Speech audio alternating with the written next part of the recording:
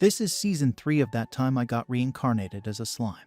The story progresses after Rimuru defeated Clayman and was acknowledged as a demon lord. He mentions that after the meeting concluded, Leon and Valentine left, and they were treated to a meal by Guy. Rimuru then tastes one of the dishes, finding it exquisite. He asks Raphael to analyze the recipe. Observing Milim eating without manners, Rimuru feels reassured that he doesn't need to worry about them. He notices Milim attempting to drink liquor and tries to stop her. However, Milim explains that this is her reward for pretending to be controlled. Dagrul remarks that Milim could have ended the act sooner, as Clayman never mentioned the mastermind. Milim responds that she couldn't miss the rare opportunity to fight Rimuru. Rimuru comments that it's too early for her to drink, but Milim persists in trying to take the alcohol from him. Kai wonders if the brandy was made with grapes from Eurasania, and Rimuru confirms it. He thinks they can produce more now that they have a stable fruit supply, and Dagrul notes that Valentine is missing out on a good drink. Rimuru realizes he has many questions for her. Raphael finishes analyzing the recipes, and Volpurgis comes to an end. Rimuru returns to Tempest, where everyone welcomes him with bows. Diablo congratulates him on joining Octagram. Rimuru wonders why he's there, and Rigard suggests they continue talks later as Rimuru must be tired. The scene shifts to Rimuru enjoying tea with Diablo, Shen, and Veldora. A goblin brings pudding for them. Diablo gives his share to Veldora, mentioning it's the first of their promises. Rimuru wonders why Diablo isn't eating his ship, and Diablo explains that he promised it to Veldora in exchange for information. Rimuru realizes that Diablo knows about what happened in Volpurgis because Veldora informed him and wonders what Diablo traded the information for. He finds out it was for 3 puddings and notes that Veldora doesn't need to eat to sustain himself. Veldora agrees that he doesn't need to eat but still enjoys it. He mentions that Rimuru also doesn't have a need to eat. Diablo asks Shin if she fulfilled her role as Rimuru's bodyguard, and Shin confirms she did. She wonders about Diablo's mission, and Diablo mentions it's going well. Rimuru is surprised at Diablo's timely return, and Diablo explains he was attending to some business when Veldora asked him to come back. Veldora attempts to leave, but Rimuru stops him, reminding him not to interfere with others' work. Rimuru takes away Veldora's pudding and instructs the goblin named Haruna not to give Veldora snacks in the future. He then asks Diablo if it's okay for him to stay and inquires about Falmouth's situation. Diablo explains he has insiders managing things in Falmouth and has restored all the prisoners of war to their original condition. Rimuru realizes Diablo is referring to the prisoners tortured by Shin and mentions leaving them as they were was inconvenient. The story then shifts back to when Diablo was heading to Falmouth. He tries to heal the 3 prisoners, but healing magic has no effect on them. Diablo wonders what Shin did to them and proceeds to heal one of them using magic, hearing their screams. Iham and the others hope the prisoners will be okay by the time they reach Falmouth. Diablo restores Father Rahim to his original state, and the father thanks him. He then tries to heal Raisin, but Raisin asks him to attend to his king first. Diablo warns that favors will come at a cost, but heals Raisin nonetheless. Raisin hopes Diablo will allow him to serve as his lowest servant, offering his body and soul for Diablo's use and asking for mercy for King Admaris. Diablo agrees to the terms but emphasizes that he won't tolerate any disrespect towards his lord, Rimuru. He warns that even a hint of disrespect towards Rimuru could lead to dire consequence, possibly endangering the very existence of Falmouth. Raisin and Rahim agree to Diablo's conditions, pledging their loyalty to him. Raisin reflects on his torture and expresses disbelief at the betrayal of the royal sorcerer who served Falmouth for generations. He acknowledges Raisin's decision and promises Diablo his full support as Falmouth's final king. Diablo instructs them to follow his orders, assuring them that they won't suffer under his command. He relies on his unique skill, Tempter, to prevent any betrayal. Guillaume asks about the hostages, and Diablo assures him they are fine, adding that they will soon arrive in Falmouth. He resolves to swiftly execute the national takeover upon their arrival.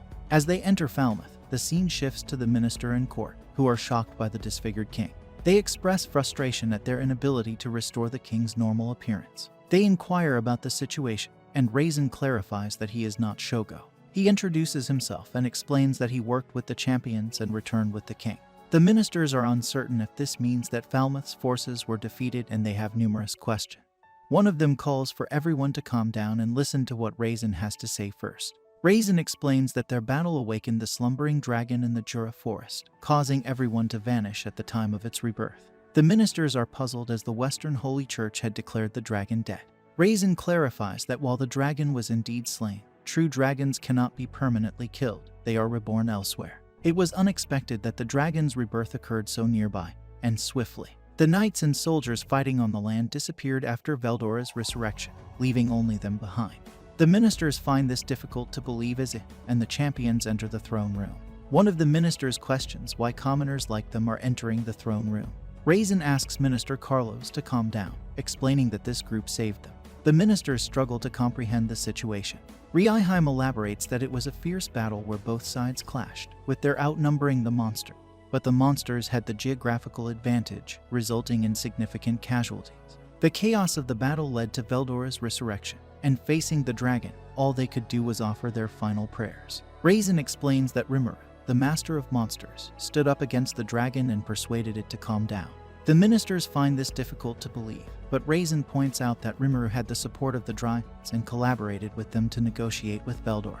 The ministers are astounded that Rimuru also has the dryads on his side, realizing that provoking him was a serious mistake if he possesses the ability to negotiate with the dragon.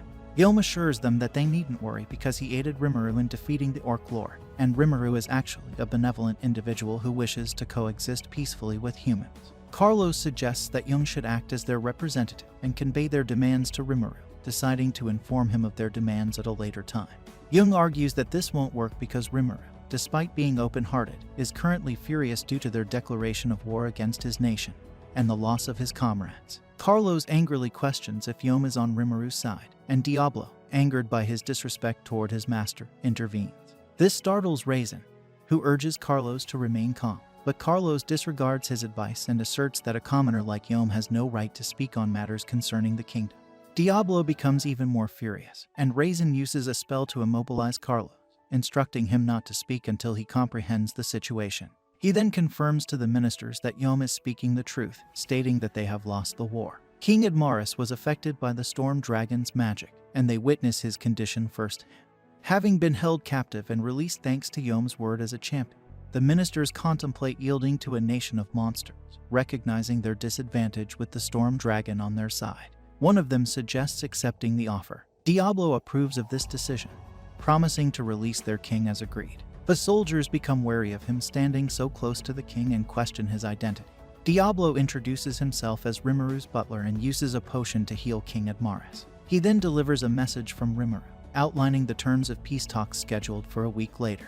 Rimuru offers 3 options. The king abdicates and pays reparations, they become a vassal state, or they continue the war. The ministers express concern about the short time frame for a decision, but Diablo dismisses their objections, emphasizing that Rimuru's concerns outweigh theirs. Diablo warns them not to resort to any tricks and gives them a week to respond, stating that failure to reply will be interpreted as a desire to continue the war. With that, he exits the throne room. The story returns to the present, with Diablo explaining how he applied pressure on everyone, leaving Rimuru astonished that Diablo revealed such a strategy. Diablo explains that instilling fear was the most effective approach, and Rimuru is curious about the terms proposed for the peace treaty. Diablo reveals that he requested 10,000 stellas in reparations, equivalent to 1 trillion yen. Rimuru finds this demand excessive, but Diablo assures him not to be concerned.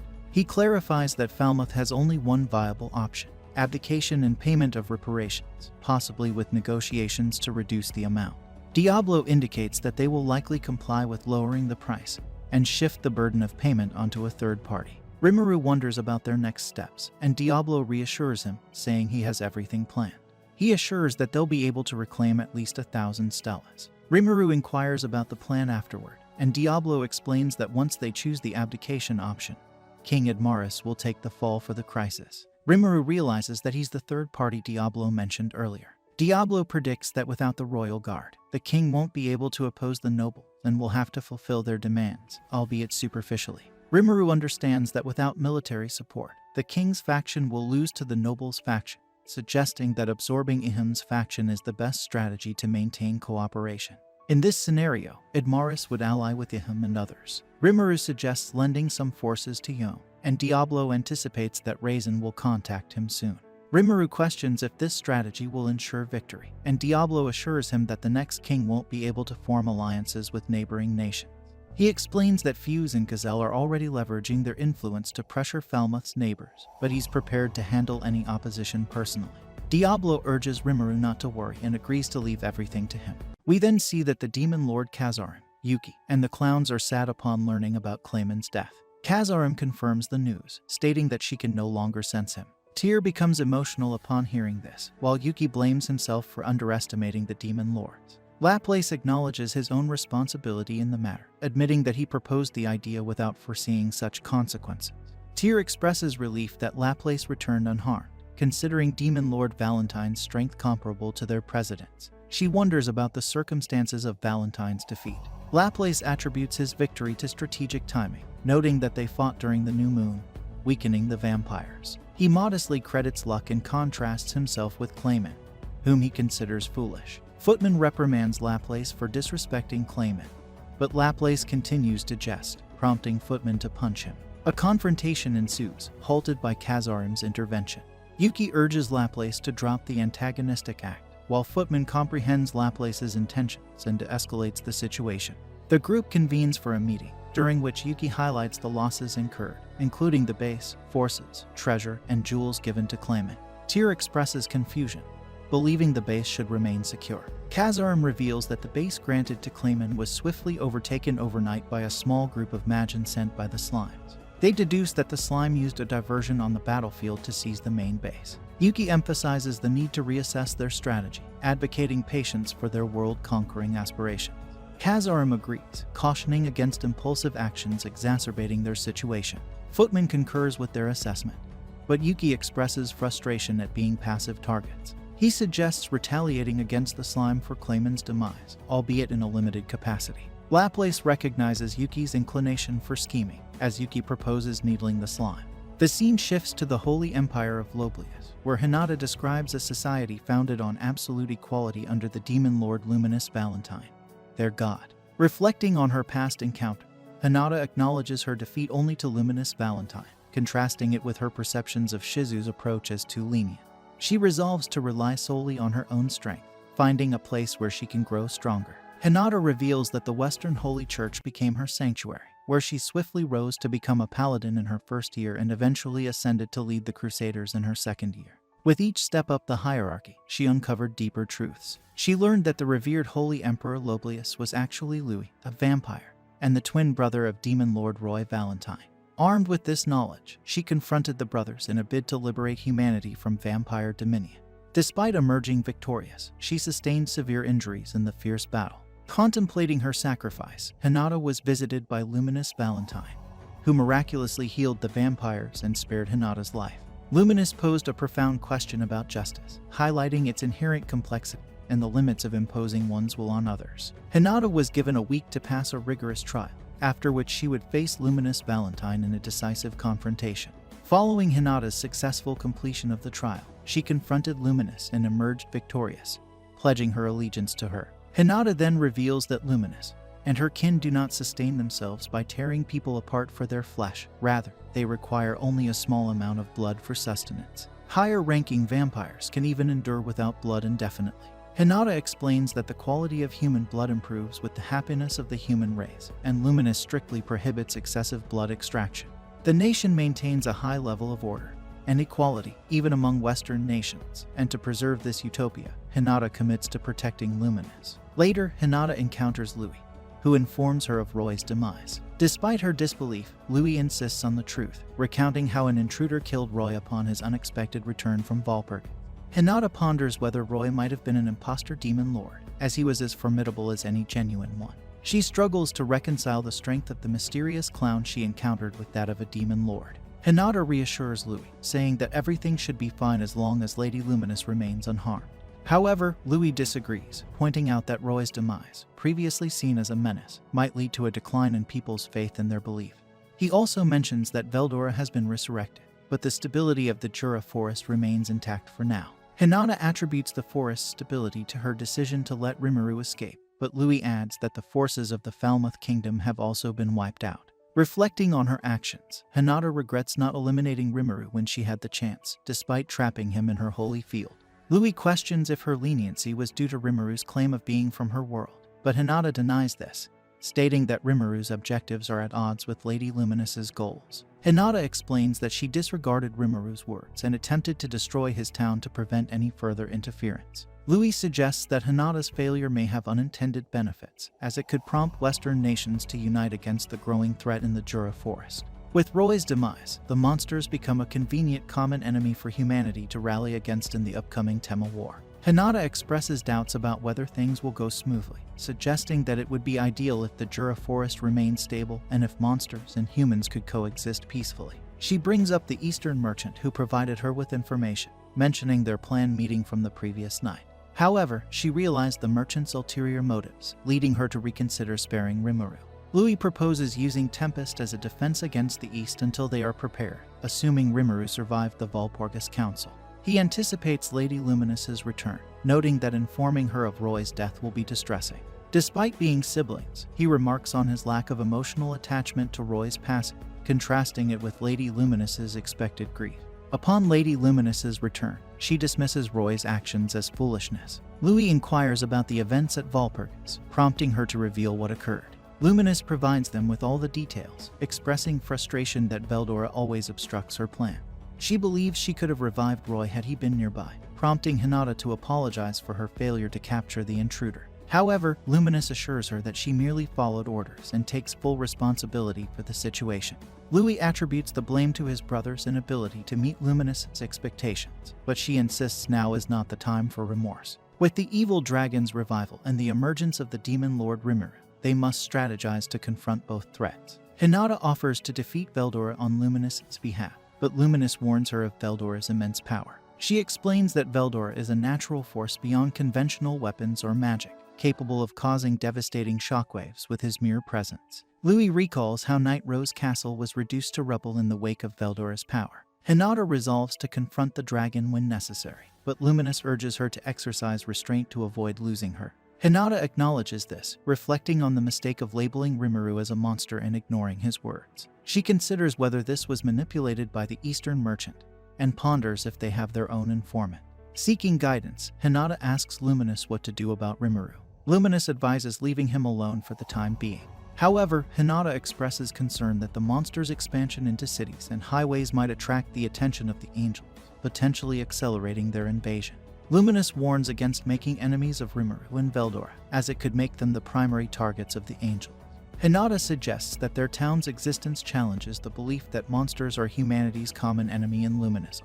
Louis proposes enlisting Rimuru as an ally, perhaps as a sinister figure to serve their interests, as an evil demon lord. Luminous asserts that Rimuru's intentions of building a peaceful nation and protecting humans make it unlikely for him to become their enemy. She acknowledges that Louis's idea could have been viable if Rimuru hadn't already established contact with humans.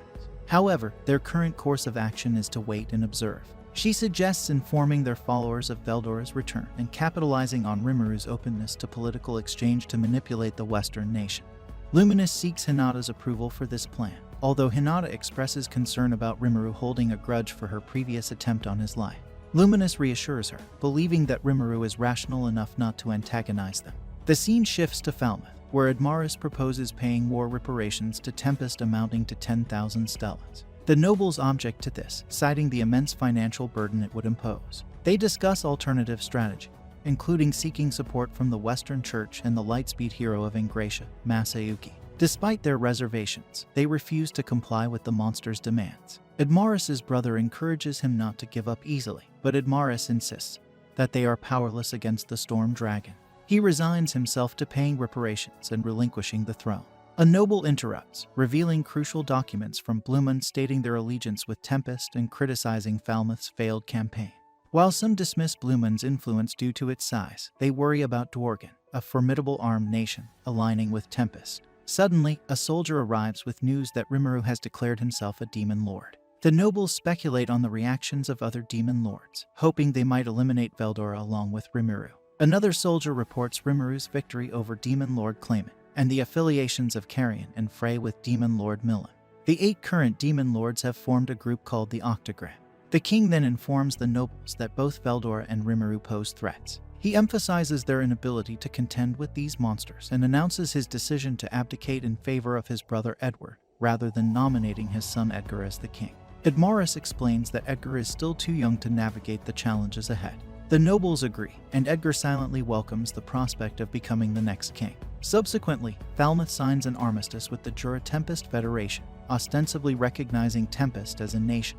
though this agreement is merely superficial. The scene transitions to Shuna meeting Rimuru after returning from Clayman's castle, where Rimuru inquires about Hakuro's whereabouts. Shuna informs him that Hakuro remains at the castle, attending to some duties. Rimuru realizes that Shuna is having Hakuro handle her tasks. Benimaru then updates Rimuru that he's collaborating with Jelb to investigate Clayman's castle, distribute the spoils of war, and manage the prisoners. Concerned about his presence, Rimuru questions Benimaru if it's appropriate for him to be there since he's supposed to be the commander. Benimaru explains that with the war concluded, there's no need for Rimuru to remain. He mentions having delegated his command to his capable vice commander before departing, prompting Rimuru to reflect on both siblings' tendency to pass on responsibilities. As they gather to discuss further, Rimuru mentions hearing about Gabairu's return to the battlefield. Benimaru shares about his alliance with Father Mitter, one of Malum's followers, who is assisting in the aftermath of the battle. Rimuru acknowledges the immense effort war demands, especially in managing prisoners of war, expressing hope for their cooperation. Benimaru assures Rimuru that he has addressed the prisoners, easing Rimuru's concerns. Curious about the explanation given to the prisoners, Rimuru inquires about Gabiru's return. Benimaru reveals Gabiru will soon arrive with the 3 Biscuiteers, surprising Rimuru with their inclusion in the group. Benimaru reminds him that after Malum destroyed the capital of Urusania, they agreed to provide shelter to the displaced residents temporarily. Since they couldn't accommodate everyone, they opted to divide them. Those whose villages remained intact returned to their homes. Only those eager to acquire new skills will come to Tempest, while the lycanthropes and strong Magin will join Geld's team to revitalize Urusania's land. Reflecting on this, Rimuru recalls that Urusania is now under Malum's control, and during Valpert, he proposed relocating her capital there as they were rebuilding it from scratch. Malum approved the idea. Benimaru adds that some Magin prisoners will also accompany the lycanthropes, and he advises maintaining vigilance just in case. Hearing this, Rimuru feels pleased that his followers have become capable of making their own decisions, though he wonders if they no longer need him. A few days later, Diablo returns from Falmouth, presenting Rimuru with evidence of the peace treaty and 15 stellas as reparations. Rimuru acknowledges that the amount received exceeds their expectations, and Diablo informs him that most of it came from King Admaris's personal wealth. The royalists anticipated that, without the protection of the knights, the nobles would exploit them regardless, prompting Rimuru to speculate on the likelihood of an impending civil war. Diablo confirms the possibility, and reveals that the remaining portion of the funds is in the form of a loan, expressing skepticism about the king's commitment to the agreement. To preempt any potential betrayal, he orchestrated the king's brother's ascension to the throne instead of the prince. Raphael adds that the faction unwilling to pay the remaining reparations will likely shift the blame onto Admaris. Detailing further, Diablo explains that Admaris, after relinquishing the throne to become a viscount, will settle in a countryside village near Count Earl Niddle's domain, where him and others reside. In case of any trouble, they can seek assistance from Niddle's forces. Even if the new king attempts to isolate Admaris, Ihim would intervene, potentially sparking a civil conflict by exposing the new king's deceitfulness. Rimuru views this as an ideal strategy but cautions Diablo to remain vigilant. He emphasizes minimizing civilian harm and assures Diablo that additional funds from the Stellas are available if needed. Diablo assures him it won't be necessary, and requests permission to engage in combat, but Rimuru declines, opting instead to assign Diablo troops to work with and advise him to maintain a low profile, which Diablo agrees to. Recalling the Western Holy Church's attempt to contact Rahim and their interest in learning about the conflict with Falmouth, Rimuru deliberates on their response. He asserts the importance of not ignoring them, and Diablo suggests allowing Rahim to testify, a notion Rimuru agrees with, given the Church's desire for information, particularly with only 3 survivors from the battle.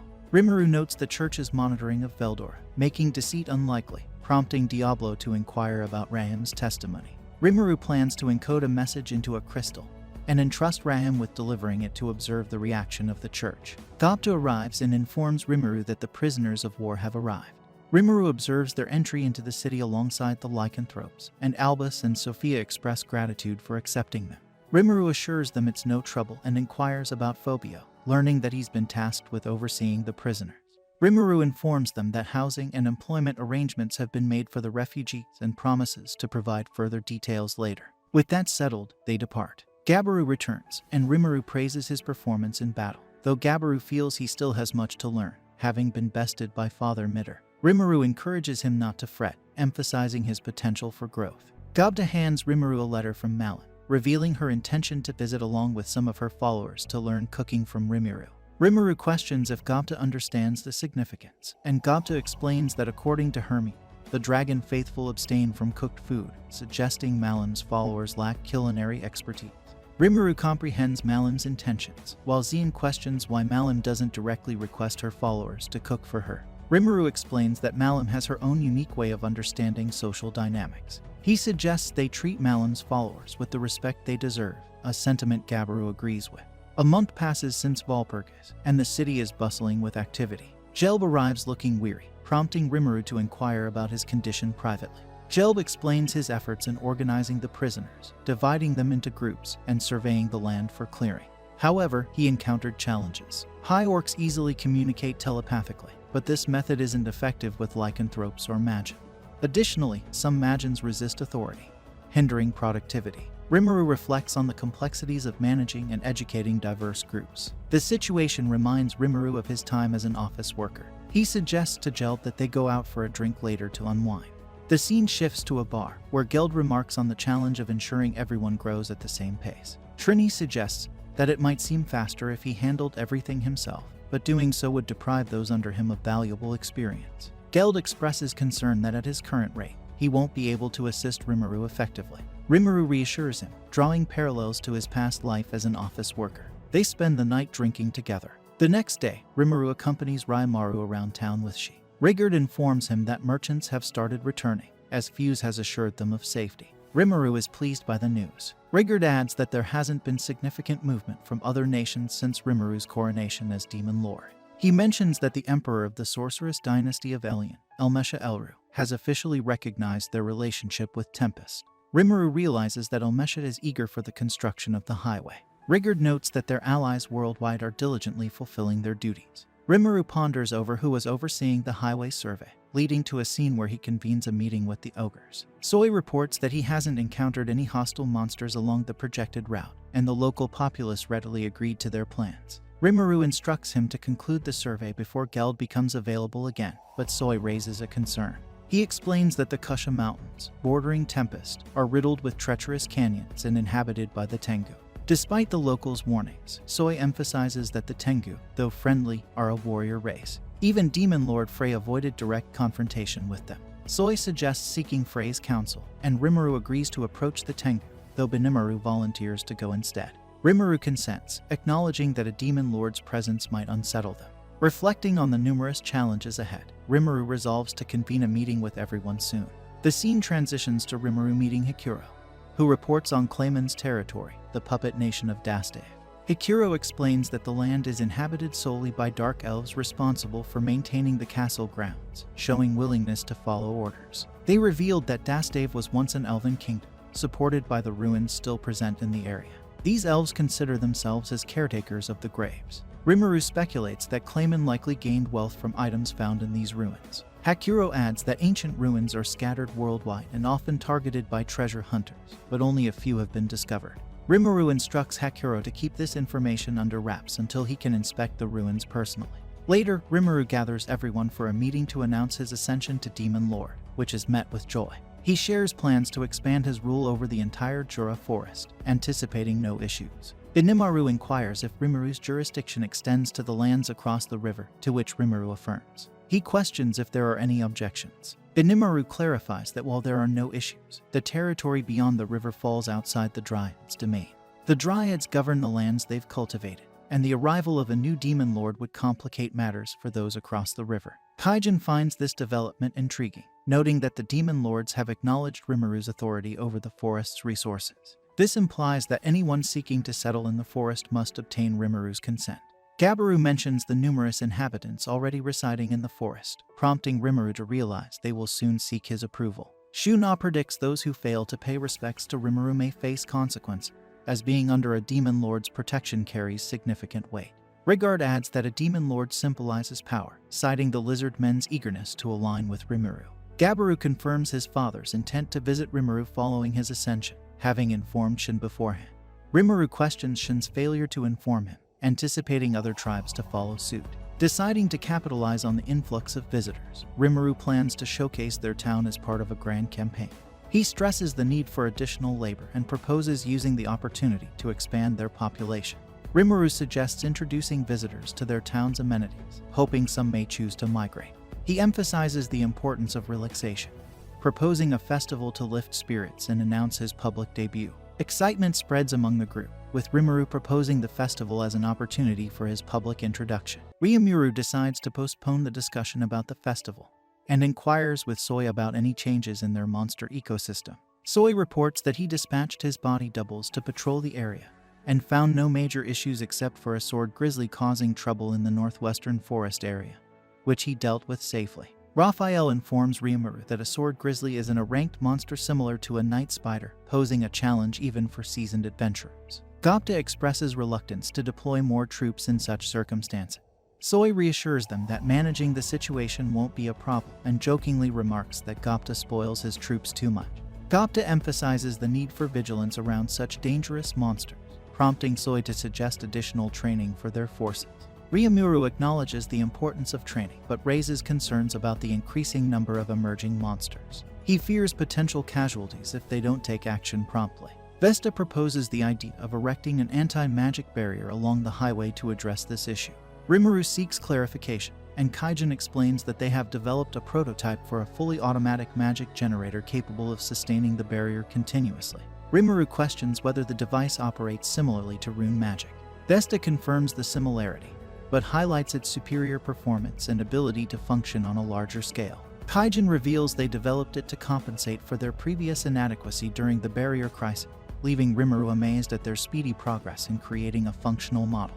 Go-By-Ru, Shuna, and Kurobai mention their contributions to the project, prompting Vesta to lead them outside to demonstrate the generator. He explains that Tempest, being a land of monsters, boasts a high concentration of magicules in the air, prompting him to devise a way to capitalize on it.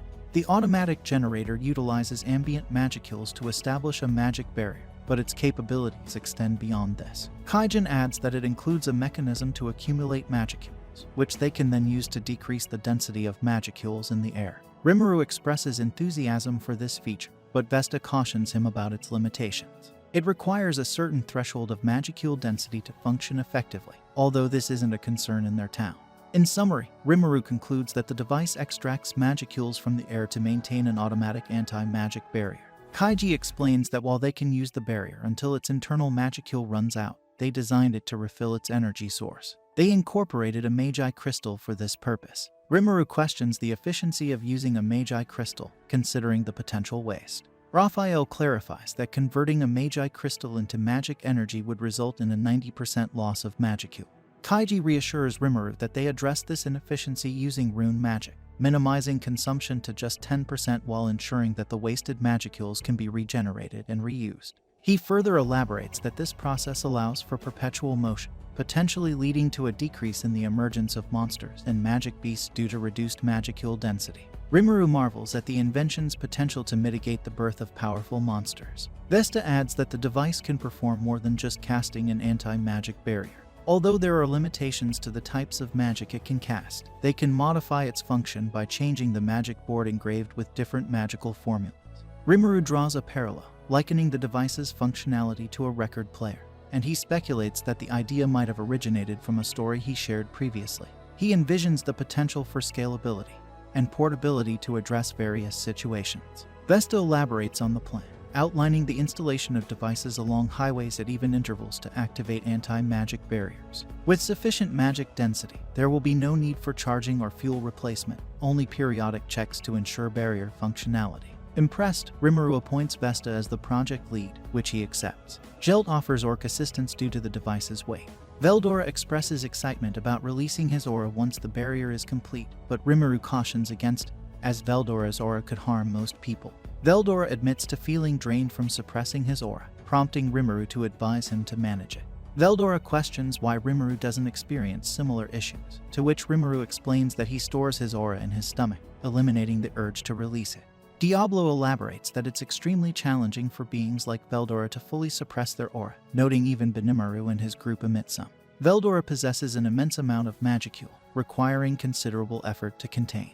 Rimuru inquires if this is accurate, and Veldora confirms, expressing his desire to release his aura somewhere. Rimuru ponders the potential consequences, fearing the creation of a hazardous zone and the birth of a powerful monster like a Charybdis. He advises Veldora to delay, promising to consider the matter. Veldora agrees, urging Rimuru to expedite the decision-making process. The meeting proceeds, with Rimuru presenting a construction plan to Geld for Malam's castle. He assigns the task to Geld but senses his uncertainty. Rimuru enlists Kaijin's assistance to support Geld in this endeavor. Kaijin agrees, suggesting they include Murd in the project for city planning, which Rimuru approves of, feeling confident with Kaijin's support. He reassures Geld, expressing belief in his capabilities and offering assistance if needed. Geld worries about the consequences of failure, but Rimuru assures him it will still be a valuable learning experience. Shifting focus, Rimuru asks Diablo about his progress. Diablo explains that he might face difficulties negotiating with royalty directly, so Admaris is teaching him etiquette. Rimuru sees potential in aligning with Admaris. Diablo reveals Edward's covert actions, estimating it will take several months for him to gather his forces. Rimuru acknowledges the need for preparation and the importance of time. Diablo reassures Rimuru, mentioning he's already instructed Benimaru to organize the deploying forces. Benimaru confirms he's ready 2 units, one for public operations and another for clandestine activities. Diablo then informs Rimuru about Rahim's absence, suspecting he's still on his mission to deliver the message. Rimuru considers if Rahim faced trouble on his way, but Diablo dismisses this, explaining Rahim was escorted directly to Ingratia's capital with a crystal ball. However, due to the city's barrier, Diablo's men couldn't infiltrate it. Rimuru questions Rahim's choice to go to Ingratia. Diablo clarifies that Ingratia houses a teleport gate to the Holy Empire of Loblius, where the church headquarters lie. Rahim used this gate to reach his destination. Rimuru expresses surprise at the lack of reports from Rahim and speculates about his fate. Diablo assures him his tempter skill would have sensed Rahim's demise, establishing control over his soul upon death. Rimuru acknowledges that Rahim's safety is paramount, emphasizing they lack sufficient information to fully understand the situation. Soy expresses concern about infiltrating Loblius, but Rimuru reassures him it's unnecessary, considering Hinata's presence there. Reflecting on his message to Rahim, Rimuru recalls urging for resolution and adding some provocations. He believes the best outcome would be peaceful coexistence, banking on Diablo's plans if the church remains passive. Xiu-Na informs Rimuru about recent attacks during his confrontation with Hinata, suspecting a connection between them. Speculating on a mastermind hinted by Clayman, Rimuru stresses the need to anticipate their next moves, noting Hinata might act if this figure is involved. Detecting inconsistencies, he ponders whether Hinata acted independently or under orders. Benimaru seeks clarification, prompting Rimuru to doubt Hinata's subservience and Kaijin to support this, citing only God Luminous as her potential commander. Shunna considers whether the timing was coincidental. Rimuru suggests that Hinata might be manipulated, leading Diablo to infer Rimuru doubts the mastermind's authority over her. They speculate on the implications, with Raphael suggesting multiple motives are at play, linking the events. It suggests these events aren't orchestrated by a single entity, as unifying everything under one mastermind seems unlikely. Rimuru finds this explanation plausible, realizing Falmouth and Clayman both had reasons to oppose him, aligning with Hinata's anti-monster stance. He believes these motives converged, leading to the events. He assumes the mastermind suffered losses, and is now rebuilding forces, likely avoiding direct confrontation. Raphael agrees, suggesting the mastermind's power may not exceed Clayman's. Rimuru concludes there's no immediate threat, but Raphael warns of other players in the background. Rimuru speculates events will continue regardless of Hinata's intentions. Diablo advises against assuming Hinata's decisions are sole, given various interests involved. Rimuru suggests multiple masterminds might exist, conflicting interests causing the current situation. They agree this theory is plausible, emphasizing the danger of acting on assumptions due to lack of information. Diablo pledges to investigate further, starting with the merchant who supplied Admaris intel. Rimuru notes war often involves money, suspecting merchants seek profit behind the scenes. He tasks Diablo with identifying Falmouth-affiliated merchants and Shunna with scrutinizing Clayman's castle records. Rimuru delegates festival preparations, reinforcement selection, and security arrangements to various individuals. He assigns Rigord festival preparations, Hikuro to assist Benimaru, Jelb to focus on his duties, Rigor to enhance town security, and Gabairu to aid Rigor. Unsure of Chin's task, Rimuru assigns Ranga and Chin as his bodyguards, believing this covers everything. Meanwhile, in the Holy Empire of Loblius, Hinata holds a meeting with fellow knights. Meanwhile, in the Holy Empire of Lelis, Hinata is attending a meeting with other knights. She apologizes for her tardiness, but Rukas expresses disbelief at her lateness. He brings up her failure to prevent Veldora's resurrection, and the birth of a new demon lord, questioning how she can act as if nothing has happened. Paladin Renard comments on Seri's rudeness, while Paladin Arno offers to resolve any issues with their captain. There's tension as the Rooks wonder if the Paladins are looking for a fight. Hinata intervenes to prevent further conflict and suggests that Seri could take her place, pending a test. Paladin Rita's reports on the peaceful state of the forest of Jura, noting merchant activity in the area. Paladin Fritz expresses surprise at merchants doing business with a demon lord, but Paladin Guard emphasizes the greater concern of Veldora potentially going on a rampage. Hinata suggests hearing the full report before making judgments. Rita's mentions significant growth in the land of monsters, with well-maintained highways and manageable magic hill density. There are no signs of mystic beast emergence, indicating Rimuru, the demon lord, desires coexistence with humans. Hinata inquires about Veldora, and Rita explains that access to the sealed cave was prohibited, so she couldn't confirm his presence. Fritz suggests that the news of Veldora's revival might be false, but Hinata asserts the infallibility of divine messaging. She then listens to the rest of the meeting reports. Guard concludes his report by noting the apparent peace and ingration, but he warns that if their rival, Falmouth, collapses, they might exploit the situation to expand their influence. Seri presents his report on Falmouth, revealing that King Admaris has relinquished the throne to his brother Edward. While the power transition seems smooth on the surface, Edward is busy recruiting skilled mercenaries and new soldiers. The nobles are becoming restless, indicating a potential civil war. Seri couldn't confirm Rimuru's involvement, but found that Edward was reaching out to council leaders, guild executives, merchants, and his own men. Hinata realizes that Edward is bolstering his military and likely has no intention of paying war reparations.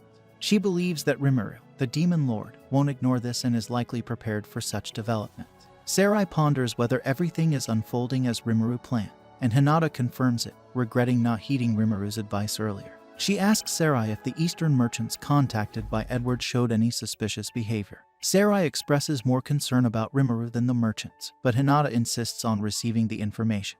Seri turns to Glenda to inquire if there are any rumors about the eastern merchants in the commercial zone. Glenda reports no suspicious activities, but offers to investigate further if needed.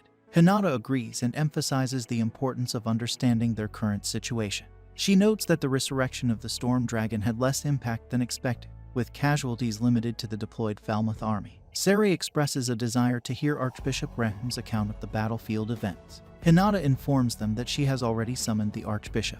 Arnaud mentions rumors of Rimuru negotiating with Veldora to pacify, which the others find believable given Veldora's recent low profile. Hinata confirms receiving a message from Lord Luminous regarding this. According to Hinata, Rimuru is commanding Veldora, and she has warned them not to interfere with him. She declares that they will not engage in a confrontation with Demon Lord Rimuru, which the Rooks oppose. Grigori finds it hard to accept that they should overlook Rimuru's actions in Falmouth.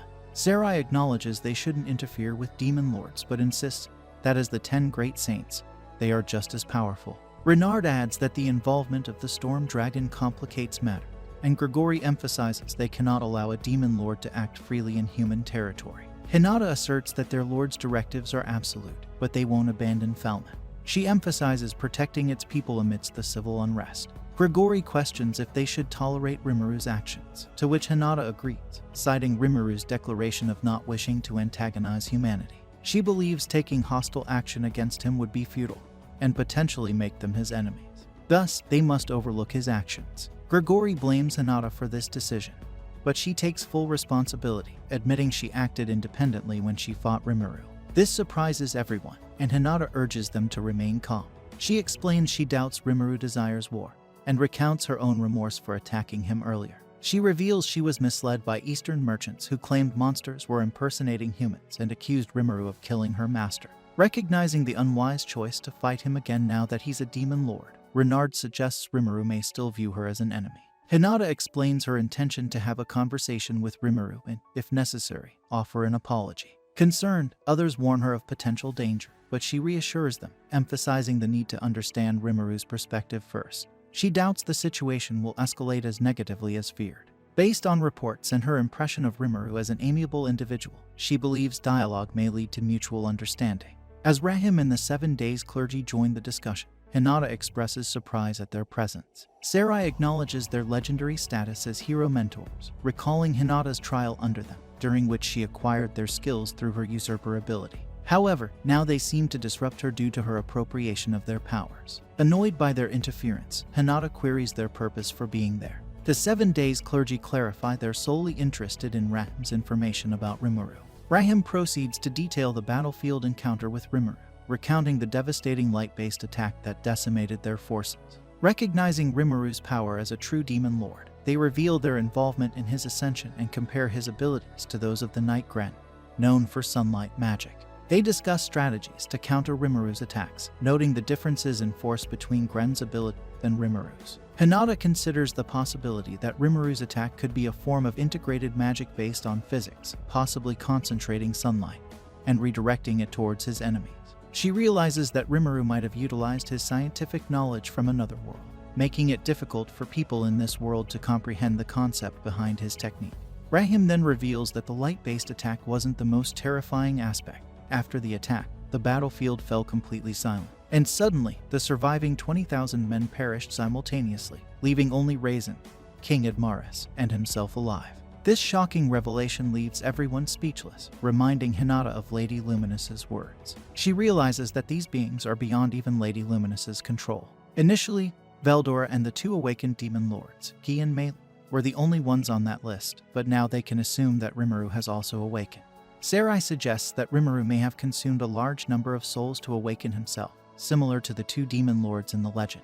As everyone ponders their next course of action, fearing that Rimuru may become a threat if left unchecked, Arno advises them to remain calm. He reminds them that Rimuru is a former human who desires coexistence with humanity, suggesting there's no need to provoke a confrontation. Rita adds that they should first observe Rimuru's behavior before taking any action.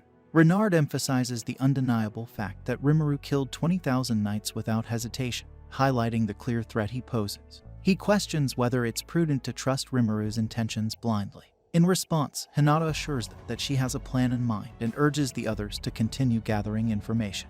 However, the 7 Days clergy inquire if Rahim has another message for them. Rahim presents Hinata with a message crystal from Rimuru, wherein Rimuru challenges Hinata to a one-on-one duel, surprising everyone present. This prompts a discussion on the appropriate course of action. Some paladins offer to take Hinata's place in the duel, but Sarai advises against provoking Rimuru further, echoing Hinata's earlier sentiments. Rita agrees, pointing out the potential consequences of escalating tensions, especially with Veldora allied with Rimuru. Hinata ponders the meaning behind Rimuru's message, finding it peculiar that Rimuru seeks vengeance now. She questions why ours of the 7 Days clergy knew about Rahim's message from Rimuru. Despite her reservations, she decides to meet Rimuru as he has called for her. Ars expresses support for her decision, and the other members of the 7 Days clergy assure Hinata of her capability to defeat Rimuru if negotiations turn sour. They remind her of Veldora's allegiance to Rimuru and entrust her with a sword named the Dragon Buster to counter the dragon's influence. Hinata perceives that the 7 Days clergy's intention is for her to confront Veldora, possibly with the hope that both would eliminate each other. Despite her suspicions, she accepts the Dragon Buster sword they offer and bids them farewell as they leave, wishing her luck. Later, as she prepares to depart, Cardinal Nicholas expresses concern about her safety. Hinata reassures him, stating that there's no guarantee that her encounter with Rimuru will result in conflict.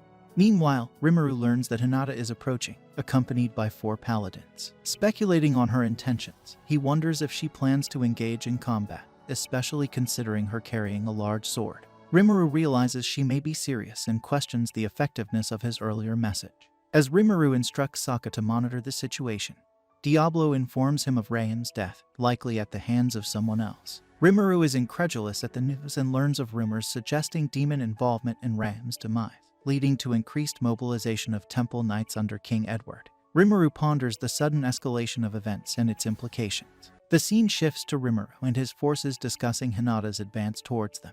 Rimuru learns that Hinata and her group have evaded the surveillance of Sokka's team. Soy reports that temple knights from neighboring nations are en route to Falmouth, numbering around 30,000. Their mission is to apprehend the demon responsible for Rahim's death, believing it to be the same demon supporting it. They conclude that they can't rely on other nations or Falmouth's nobles for support due to this development. Diablo takes responsibility for sending Rahim as their envoy, and considers it his failure. Shin agrees with Diablo and proposes taking command, intending to lead an army to eliminate the royalty and nobility. Rimuru rejects this idea and reassures Diablo that everyone makes mistakes. He encourages Diablo to rectify his errors rather than dwell on them. Shuna supports Rimuru's stance, advising Diablo not to be discouraged by small mistakes. Diablo questions if Rimuru wants him to proceed with the plan, to which Rimuru affirms, and Diablo agrees. Shuna suggests seeking advice from Adelman, a former high priest of Luminism, regarding the Western Holy Church. Rimuru recalls that Adelman was the individual guarding Clayman's castle. Gabai Ru informs him that Adelman is currently stationed at the sealed cave, and Rimuru uses thought communication to summon him.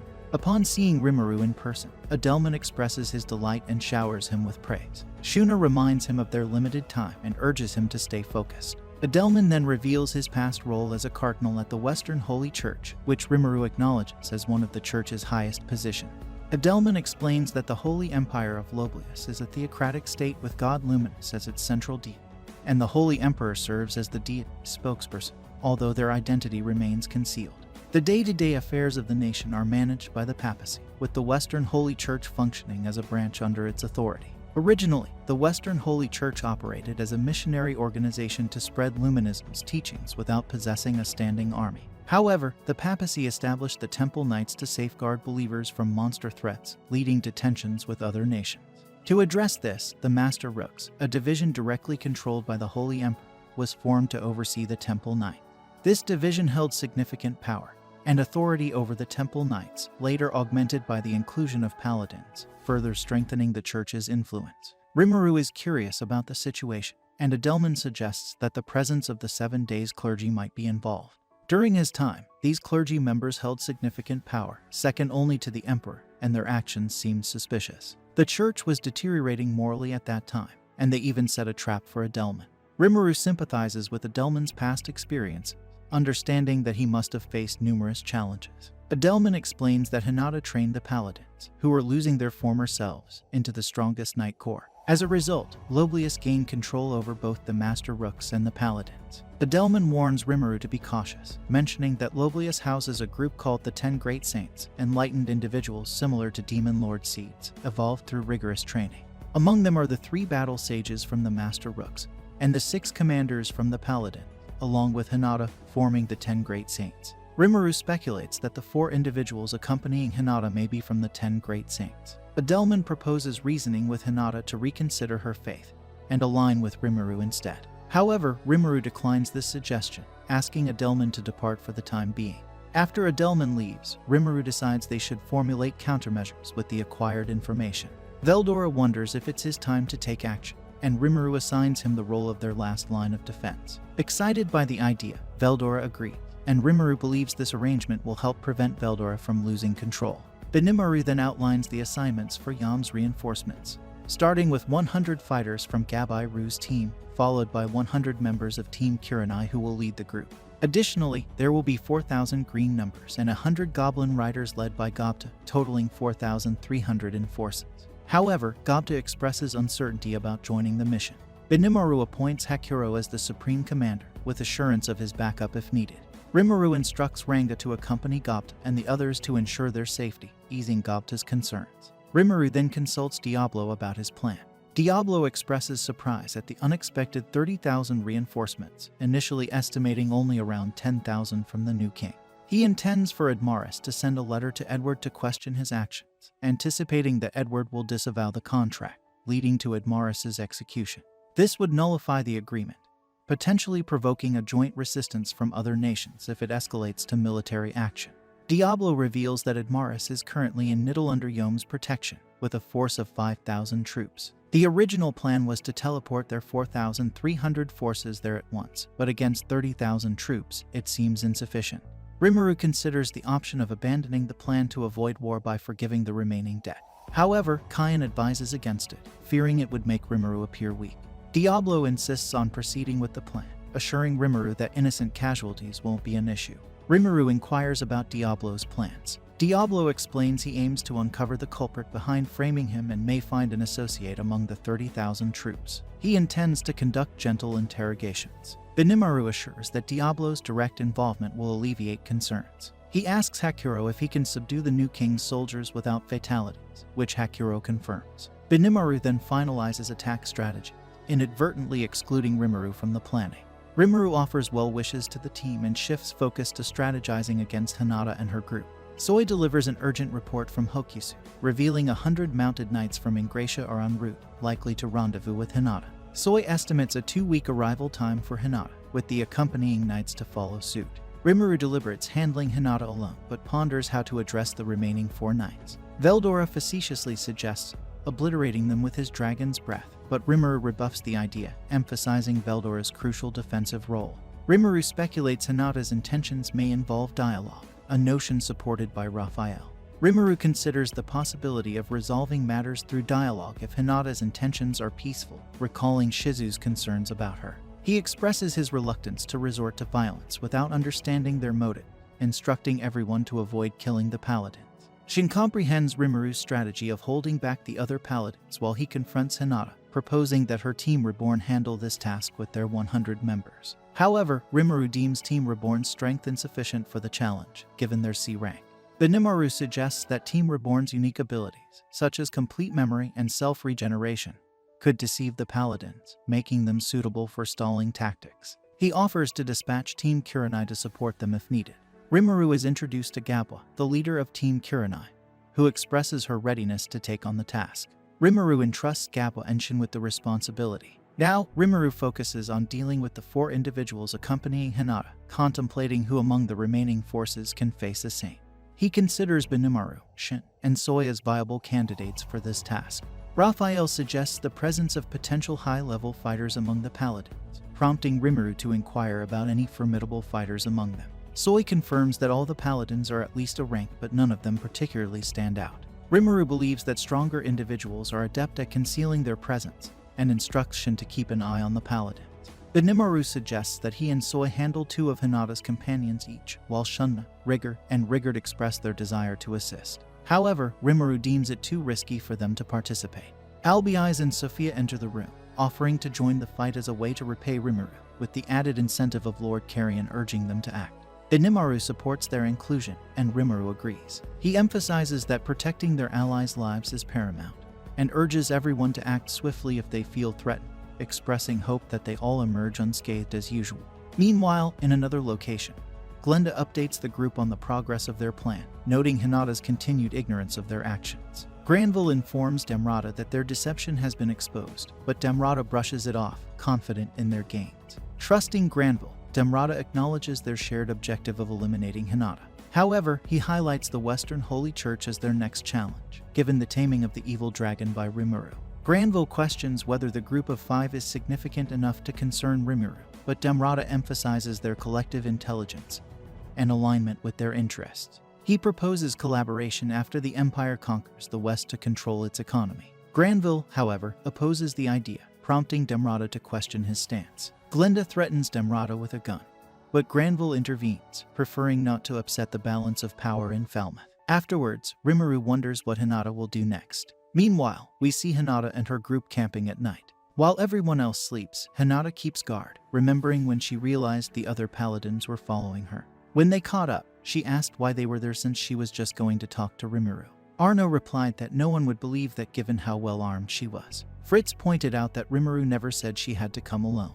Hinata wondered if they realized they were dealing with a demon lord. She reminded them that she was the one who angered Rimuru, making it her problem. She told them to go back, but they ignored her. Arnaud explained that the others wanted to join, but since they couldn't all leave, they left behind Renard and drew lots to decide who would accompany her. Hinata thought to herself that they were a bunch of fools, but she wasn't really mad they followed her. The scene then shifts to Hinata's group in the Kingdom of Blumen.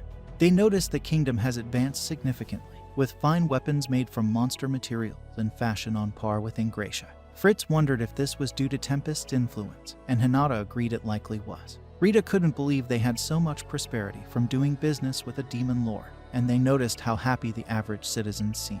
Bacchus then mentioned he was getting hungry, and they stumbled upon a weird-looking restaurant. Hinata notices it's a ramen shop and heads inside quickly. They order some tonkatsu ramen, and the other paladins ask what kind of food it is. Hinata tastes the ramen and finds it amazing. She wonders how they managed to replicate the flavors so well. Seeing her enjoyment, the others try it too. They all love the ramen, realizing they've never tasted anything like it before. Hinata suspects Rimuru is involved. The waitress then brings them some gyoza. Hinata quickly eats one, burning her tongue. The others are surprised that the captain of the paladins can't handle hot food. They think it must be something else, but soon realize Hinata really has a sensitive tongue. The others try the gyoza and also find it delicious. They are not satisfied even after finishing the entire plate and try to order more. The waitress tells them they are out of stock, mentioning it's a new product directly from the Demon Lord with limited supply. Hinata thinks she must have been taught to advertise it this way. After paying their bill, they leave the shop. As they travel towards the great forest of Jura, they note that the path, supposed to be treacherous, has been so smooth it's boring. The road is as neatly paved as the ones in Ingratia's capital, and Rita mentions she can't even sense any monsters around. Hinata mentions that there's an anti-magic barrier around the highway, and Bacchus thinks this explains why so many merchants from Blumund are coming through. They spot some monsters on the way and prepare for an attack, but Hinata stops them, noting that the monsters don't seem hostile. Goblin guards approach and ask if they're adventurers. Hinata says they are, sort of. The guards warn them not to litter or fight on the highway, and inform them about water fountains every 10 kilometers for camping. For more safety, there are patrol stations every 20 kilometers, and inns every 40 kilometers if they have money. They also mention glowing stone tablets every 10 kilometers that maintain the barrier, advising not to touch them to avoid penalty. Hinata thanks the guards for the information. They refill water at the nearest drinking fountain, surprised it's free. Hinata notices the place is like a campsite, and feels irritated, realizing Rimuru is on a whole other level. She remembers Yuki telling her that Rimuru has room to do whatever he wants, and now she sees he was right. Rimuru wouldn't be able to focus on these things otherwise. Later, at an inn, the paladins discuss how the highway reflects Rimuru's leadership. They agree that Rimuru seems more devoted to his people than most barons, acting more like a good governor than a demon lord. Bacchus mentions there's a lot they can learn from Rimuru to implement in Loblius. Ritas is relieved they never declared Rimuru a divine enemy, and hopes he will accept Hinata's apology. Hinata vows to be sincere in her apology, but is prepared to duel if Rimuru insists. She notices a goblin talking with a human as if it's normal, realizing Rimuru truly desires coexistence with humans. She wonders why he would want to fight her if this is the case. Meanwhile, in Tempest, Rimuru receives news that Hinata's party will arrive this evening. Soi asks if Rimuru really doesn't want him to poison Hinata, and Rimuru confirms he doesn't. Benimaru points out that Hinata arrived without using magic, which seems bold and possibly a diversion. Rimuru considers this and asks Soi about the other group.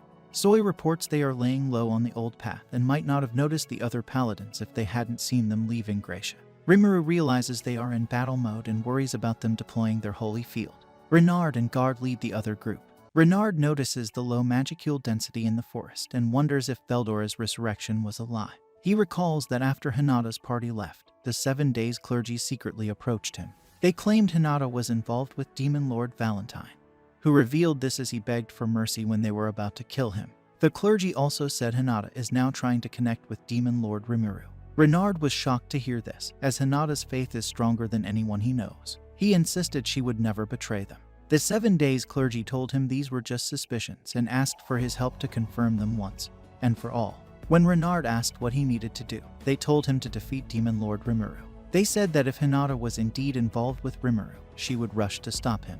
Renard expressed doubts, noting Rimuru had Veldora on his side. The clergy questioned whether Veldora had truly awakened, calling it too absurd to believe. They noted that only the Holy Emperor and Hinata claimed to know of his revival, and even Rahim hadn't seen the dragon. They suggested Hinata might be deceiving the Holy Emperor. They pointed out that Hinata had already encountered Rimuru once and suspected that this was when she fell under his influence. Since then, they believed she had been doing Rimuru's bidding. Renard wondered if Hinata could really betray them, but felt he was the only one who could save her. He assured the clergy he would prove her innocence. Later, Renard gave a speech to the paladins, announcing their plan to seize the entire town. He instructed the troops to split up and take their positions. However, before they could act, they were ambushed by Team Reborn. Renard realizes it's an ambush, and Guard wonders if Hinata has betrayed them. Soi then informs Rimuru that Shin has intercepted the paladins, and a battle has begun. Rimuru thinks Hinata must have decided to fight, and just then, Hinata receives a magic call from Nicholas. Nicholas tells her that the 3 battle sages are secretly involved in Falmouth's civil war. Hinata asks if the Holy Emperor ordered this. Nicholas says the details are unclear, but it must be significant since they're defying her orders. He warns her to beware of the 7 days clergy, but Hinata can't hear the last part as her communication gets cut off. She realizes someone is blocking her communication, and then senses Renard nearby. She discovers he's in a fight and heads over to check it out. Meanwhile, Rimuru tells his team that he intercepted Hinata's magic call and that she's heading to the battlefield. He decides they should move out, saying he will engage Hinata. His team assures him they'll ensure no one interferes with their duel, and they all set off. We then see Team Reborn and Kurenai fighting the Paladins, who struggle against Team Reborn. The Paladins are confused as their opponents don't go down even after heavy injuries. Team Reborn is effortlessly taking out the Paladins with single hits. It turns out Team Reborn's weapons are laced with a potent sleep medicine, making a single hit enough to incapacitate anyone. Rimuru and his team teleport to the battlefield and are pleasantly surprised to see Team Reborn and Kurenai performing better than expected. They have already subdued half of the Paladins. Shin then orders Gabwa and Gobzo to join the battle. Initially hesitant since it wasn't part of the plan, Gabwa is inspired by Shin's words about achieving victory against a stronger foe to level up. She dives into the battle with enthusiasm. Gobzo is still unsure, but Shin uses her notoriously bad cooking as a threat to motivate him into fighting. Rimuru wonders if this deviation from the plan will be alright. Benimaru reassures him, believing that Shin is confident they can win. Rimuru decides there's no need to hold back. Albiz and Sophia note that Team Reborn and Kurenai are proving formidable. Soi suggests they might actually win if things continue as they are. Hinata and her group arrive at the battlefield and see the Paladins are losing. Hinata wonders what Renard and Guard are doing here. Realizing negotiations are now impossible, she spots Rimuru with his Honest and the 3 Biscuiteers. She explains that Honest are evolved ogres, each as special a ranked threat. Hinata notices both sides have an equal number of fighters, indicating Rimuru wants an uninterrupted duel. Shin spots Rimuru and comments that everything is going according to plan, though Rimuru corrects her, saying none of this was planned. Ignoring him, Shin heads into the battle herself. Finally, Hinata approaches Rimuru, and they prepare to fight. The scene then cuts to Luminous gazing at a frozen girl, admiring her beauty. Louis arrives, and Luminous is annoyed by the interruption. He explains that there's an urgent matter. Hinata is moving to take down Demon Lord Rimuru, and he suspects the 7 Days clergy might be involved. Luminous is shocked, and Gunther is annoyed that Louis is bothering Luminous with what he considers trivial nonsense. Louis insists they might lose Hinata if they don't act. Gunther argues that Louis shouldn't have let Hinata confront Rimuru if this is the case. Luminous intervenes, thinking the 7 Days clergy are becoming a problem since Roy's departure and may need reorganization.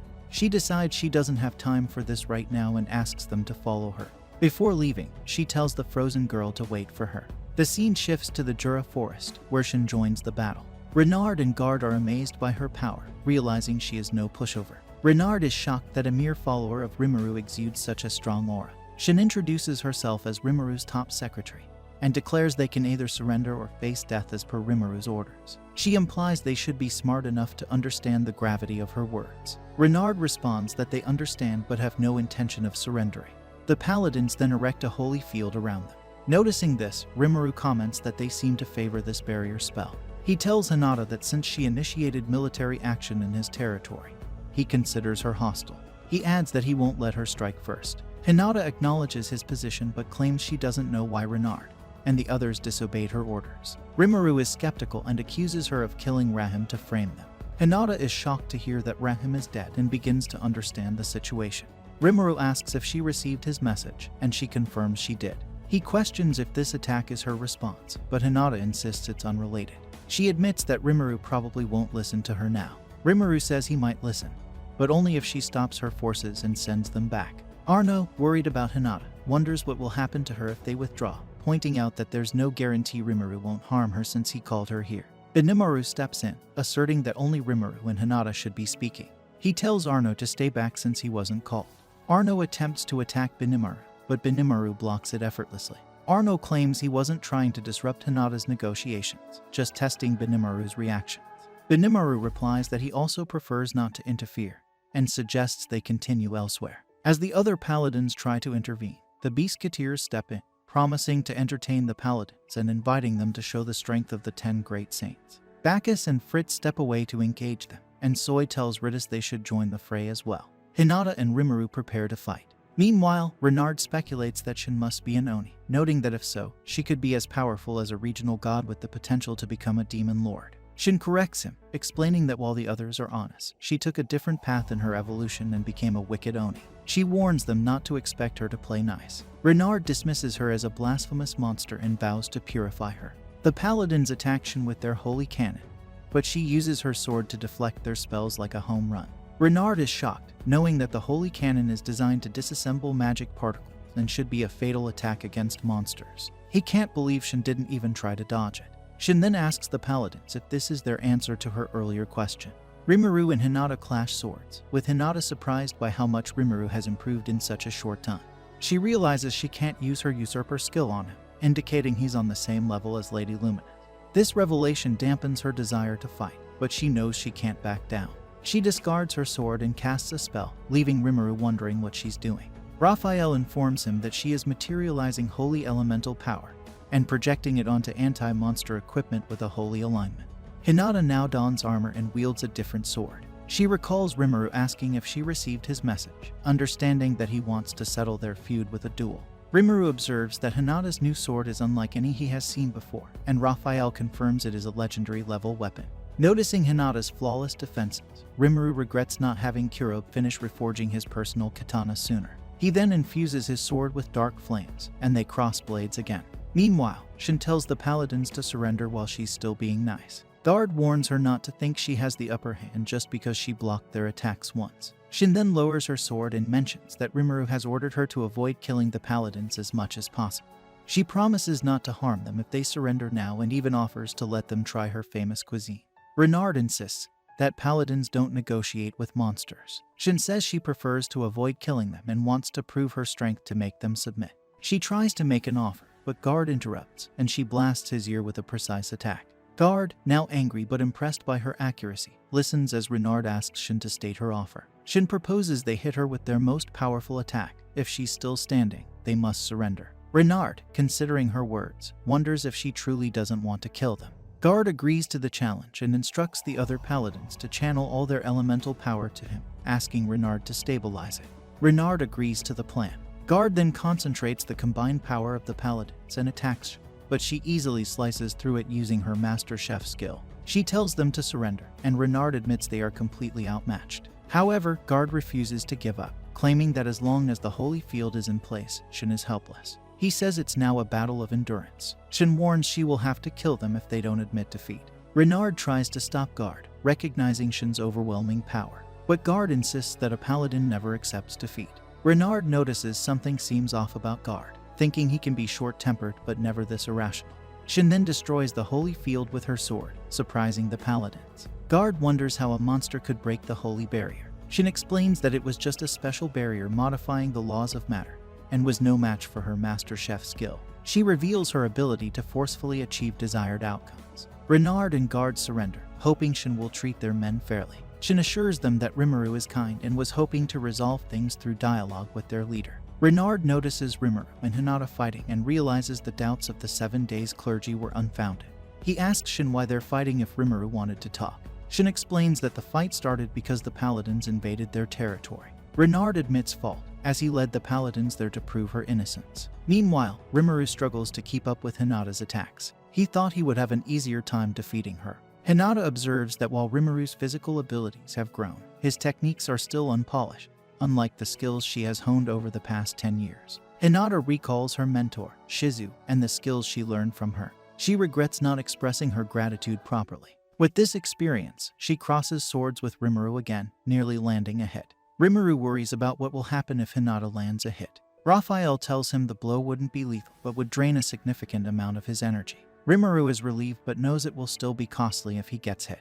Raphael explains that Hinata's sword emits a special wavelength that can penetrate Rimuru's multi-layered barrier by overriding the laws of matter. Rimuru realizes the danger and prepares for another attack from Hinata. He considers waiting for her to tire out, as he won't get exhausted no matter how long they fight. However, Hinata starts moving faster, and some of her attacks begin to get through. Raphael warns that Rimuru is being lured into her planned attack zone. Rimuru asks Raphael for a solution, and Raphael learns a new ability called Predict Future Attack. With this ability, Rimuru can see Hinata's attacks before she makes them, identifying which ones are feints and only deflecting the real threats. Rimuru feels confident he can win now, and Hinata notices his changed fighting style. She realizes he's predicting her moves more accurately than her compute prediction skill. Seeing that the other paladins have finished their battles, she suggests ending their fight with the next strike, warning him that her move will be dangerous. She asks if he's willing to accept it. Raphael informs Rimuru that Hinata has no desire to kill him. Rimuru, confused, realizes something has felt off from the start but doesn't have time to dwell on it. He asks Hinata if he will win if he withstands her next attack and makes her promise not to interfere with his nation afterward. She agrees, revealing that she only accepted the duel because she thought he requested it. Rimuru is surprised to hear this and puzzled by the misunderstanding.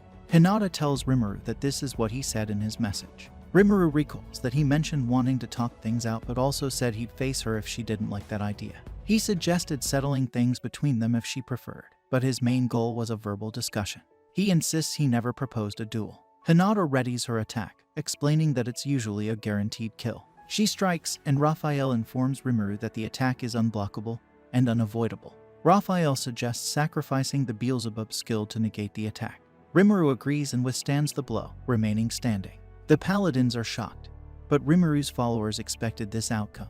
However, Rimuru then collapses. Hinata remarks that Rimuru must have taken the attack on purpose. Rimuru, confused, thinks no one would willingly endure such an attack but then notices Raphael acting oddly and realizes it was Raphael's doing. Hinata admits defeat, and Raphael detects thought interference from the sword Hinata dropped earlier. Hinata realizes the 7 days clergy are behind this. The sword moves to attack Rimuru, but Hinata protects him. The scene then shifts to Nidalmegam Earldom in Falmouth. Damrata comments that this place will soon become the center of conflict. He explains that Edward will accuse him and Admaris of embezzling funds meant for Demon Lord Rimuru, claiming the upper class is outraged. This accusation will lead to Admaris's downfall. Edward will then deploy his troops, but Ihem and Admaris will deny these false accusations. Ihem has received reinforcements from Rimuru, making war inevitable. Damrata thinks Demon Lord Rimuru is too naive for not abandoning it, and by now, Hinata should have realized that he lied to her. Damrata had hoped to eliminate Hinata here, but now thinks it might be wiser to retreat. He notes that his mission wasn't a complete failure, but he still has unfinished business. His maid understands he is talking about avenging Rahim's death, and she comments that the 5 elders are demanding a lot from him. Damrata mentions that he has heard Majin Rizin is serving a powerful demon. If this demon can defeat Rizin, it might be more than just an ordinary archdemon. He believes there's nothing they can do if this is true, so he decides they will leave the nation after assigning an observer to stay behind. The maid asks what they should do with the demon hunters they brought from home. Damrata suggests leaving them as a gift for the new king. He plans to make the demon problem Edward's responsibility, and thinks of leaving another present for the new king. The scene shifts to Edmaris's Viscounty in the Kingdom of Falmouth. Edward recalls being worried when he learned that Demon Lord Rimuru was supporting him. However, he now has the 3 battle sages of Loblius on his side and has heard that Hinata is coming to slay Rimuru. He feels fortunate, thinking the heavens have not abandoned him. Edward's only issue was finding a just cause to move his army to Niddle. Thanks to Earl Niddle's request from the Eastern Merchant, this problem is resolved. This request is the gift Damrata mentioned earlier. Edward is pleased that Damrata has also provided him with a team specializing in demon hunting. He feels all his problems are now solved and orders his army to commence their attack. He instructs his general, Gaston, to lead 5,000 troops to attack the town where Ihem is hiding. Sarai suggests they take Grigori with them. Edward agrees, noting that Falmouth lost many soldiers in the battle against Rimuru and is confident Grigori will be a valuable asset. Edward is pleased, and Grigori secretly asks Sarai if he's supposed to babysit the troops. Sarai explains that it's just a cover and that Grigori's real target is the demon who killed Ra. Rumor has it that the demon is with him as part of the reinforcements, and Sarai wants Grigori to draw him out. Grigori understands and leaves with General Gaston. Meanwhile, Glenda notices that Damrata is nowhere to be found and realizes he has fled. She decides she can sacrifice the demon hunters if necessary. Diablo is spying on the enemy from above. He vows to punish them all for embarrassing him in front of Rimuru. He sees that 2 of the great saints are with the king, and 1 is leaving with 5,000 soldiers. He telepathically informs Hakuro about the great saint heading his way with the soldiers, noting that Ranga should be able to handle it. Diablo mentions that the man is connected to Loblius, where the rumors about him began. He asks Hakuro to instruct Ranga to capture him alive, as they could use him for negotiations. Hakuro states he'll send the Goblin Riders and Dragonites with Ranga and assures Diablo he will handle everything there. Diablo then approaches the enemy camp, greeting the king and 2 battle sages. The soldiers take defensive positions, and reporters gather around. Diablo creates a barrier to protect the reporters, not wanting to harm them. Edward asks why Diablo is there. Diablo says he's there to give a warning. They should withdraw their forces and make peace with him if they want to avoid his wrath. Edward laughs and says a demon has no right to meddle in their nation's affairs. He accuses Admaris and others of planning to charge double reparations and calls Rimuru greedy for money. Diablo gets angry hearing Rimuru insulted. Edward claims he has proof against them and shows a recording of Ram's death, though it doesn't reveal the killer. Diablo dismisses it as proving nothing. Edward insists he has evidence and Diablo should stay silent. Diablo says he won't engage in a battle of wits with someone as simple-minded as Edward. He proposes a test. If the humans can defeat him, neither he nor his master will take further action against them. He warns that he has never lost before and they should be ready to face the consequences of slandering his master. The king, frightened, orders the demon hunters to kill Diablo. The demon hunters bind Diablo with chains, telling him not to underestimate their anti-demon strategies from the east. Diablo asks the demon hunters if they are ready, and to give him the signal when they are prepared. The demon hunters realize he let himself be caught on purpose and say they'll make him regret his arrogance. They attack him with non-magical lightning, claiming it will destroy his body and there's nothing he can do. Others think this might defeat Diablo, but it has no effect. The demon hunters ask why the lightning didn't work. Diablo replies that it was too weak and mentions his strong resistance to natural influence. He then starts the test, releasing his aura. Everyone inside the barrier faints, except for the leader of the demon hunters and the two battle sages. Reporters are surprised to see him use Conqueror's hacking, and Diablo is impressed that 3 of them remain standing. He praises them for withstanding his lord's ambition, even though he was holding back. The demon hunter leader says Diablo is bluffing, as only demon lord class monsters can use lord's ambition. He insists it's impossible for an archdemon to become a demon lord. Diablo explains that demons can evolve to the next stage under the right conditions, even if they have a limit to their energy. He mentions the demon lord called Red and says demons need to live for 2,000 years and build their strength to maximum to evolve.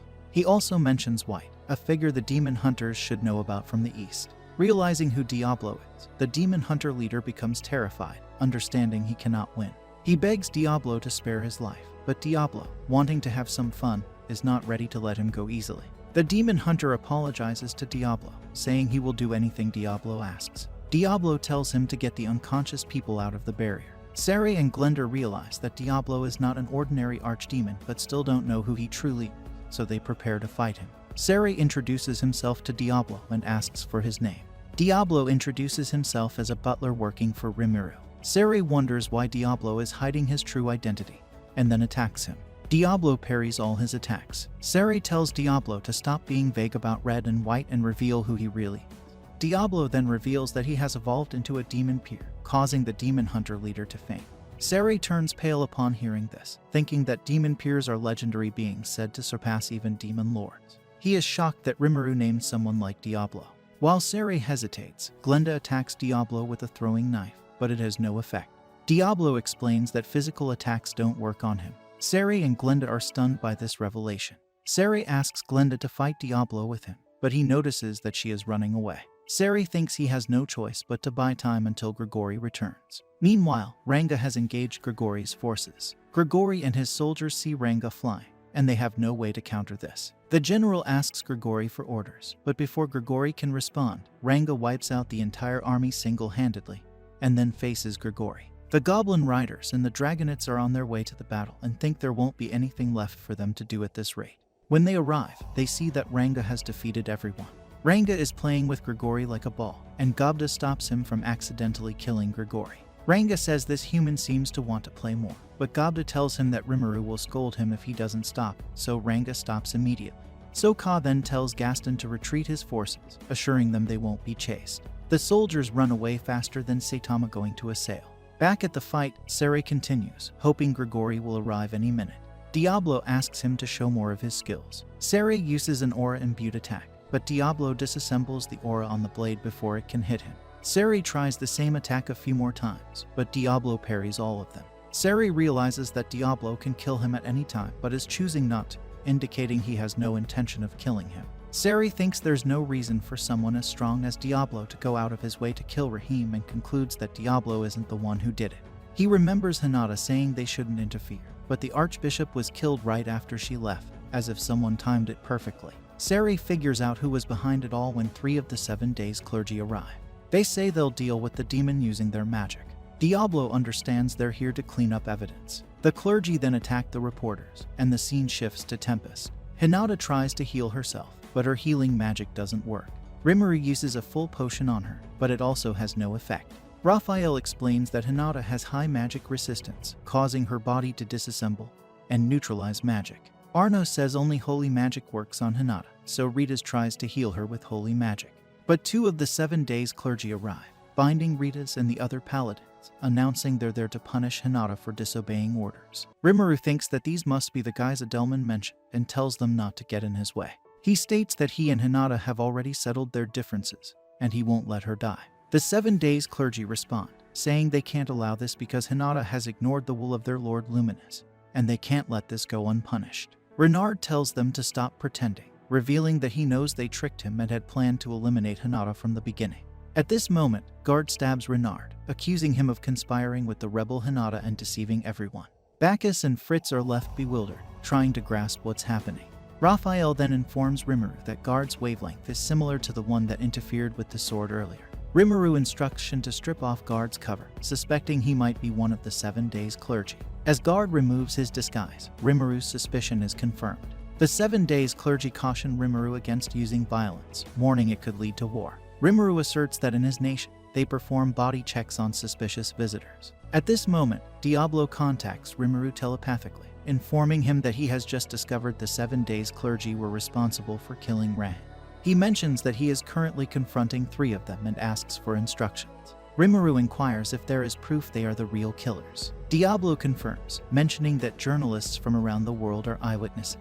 Rimuru then gives Diablo permission to eliminate them. Rimuru orders Benimaru and Soi to work with Shin and capture the 7 days clergy, instructing them to take any necessary measures if the clergy resist. The 7 days clergy question if Rimuru is prepared to start an all-out war against them. Rimuru asserts that the 7 days clergy shouldn't speak of starting war since they were the ones who killed Archbishop Rahim and tampered with his message of peace. He points out that trying to frame his butler was a mistake, as their cover has now been blown. The paladins are stunned to learn that the 7 days clergy were behind everything. The 7 days clergy declare that with Hinata already dying, they won't miss this chance to dispose of the rest of them as well, now that the truth is out. Benimaru attacks them, but they evade his assault and erect a barrier around everyone else. Despite Soi and Benimaru's combined efforts, their attacks prove ineffective against the barrier. Shin then strikes the barrier with her sword. The 7 days clergy scoff, stating that Shin's attack will be equally futile, but to their surprise, the barrier begins to crack.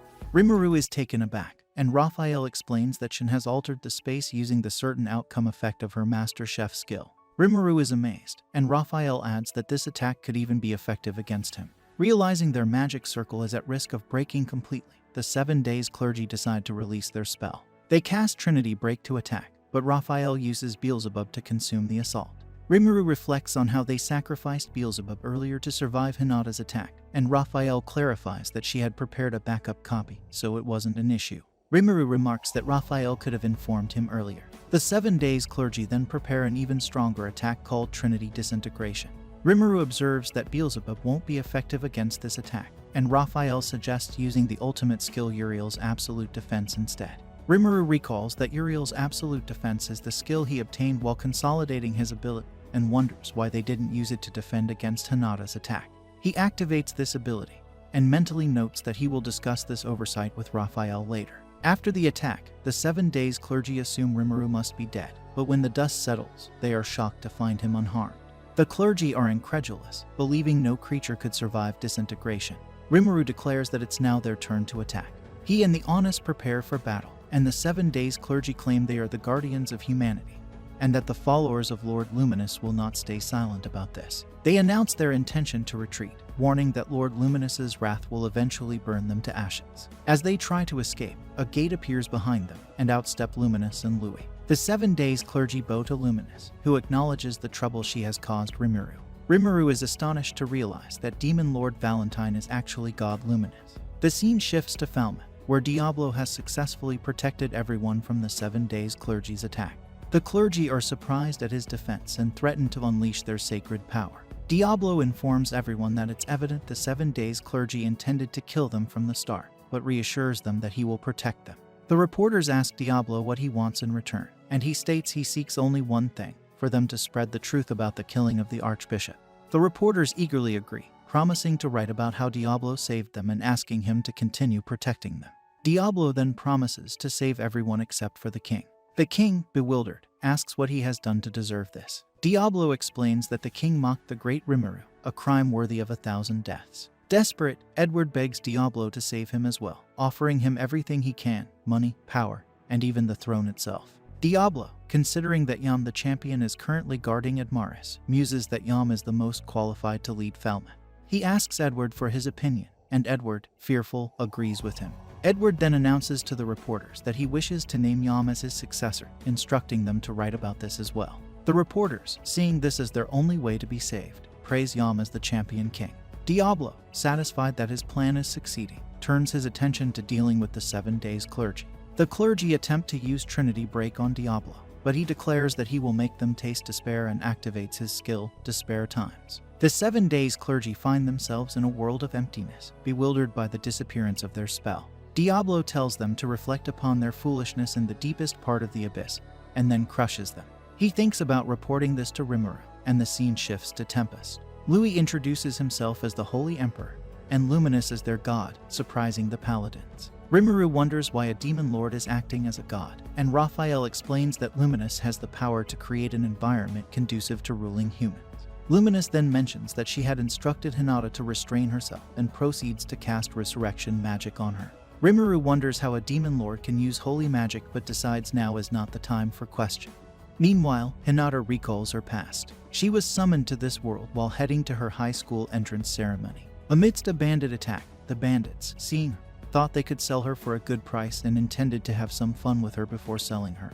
Hinata thought that this world was no different from her own, a world filled with despair. She remembered how her father started gambling and often subjected her mother to violence. She wanted to fix her broken home, but after her father's death, her mother's heart broke, and Hinata kept losing everything precious to her. Determined not to let things be taken from her anymore, Hinata gained the skill Usurper. She dealt with one of the bandits and concluded that the survival of the fittest was the only unchanging law in the world.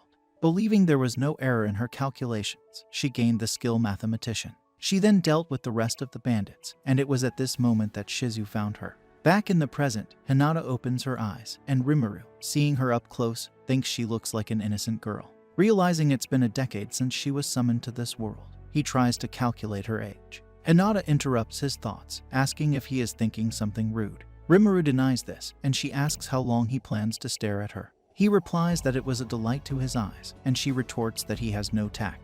She suggests that he mustn't have been popular with women, to which he responds that he was known as a considerate and reliable guy.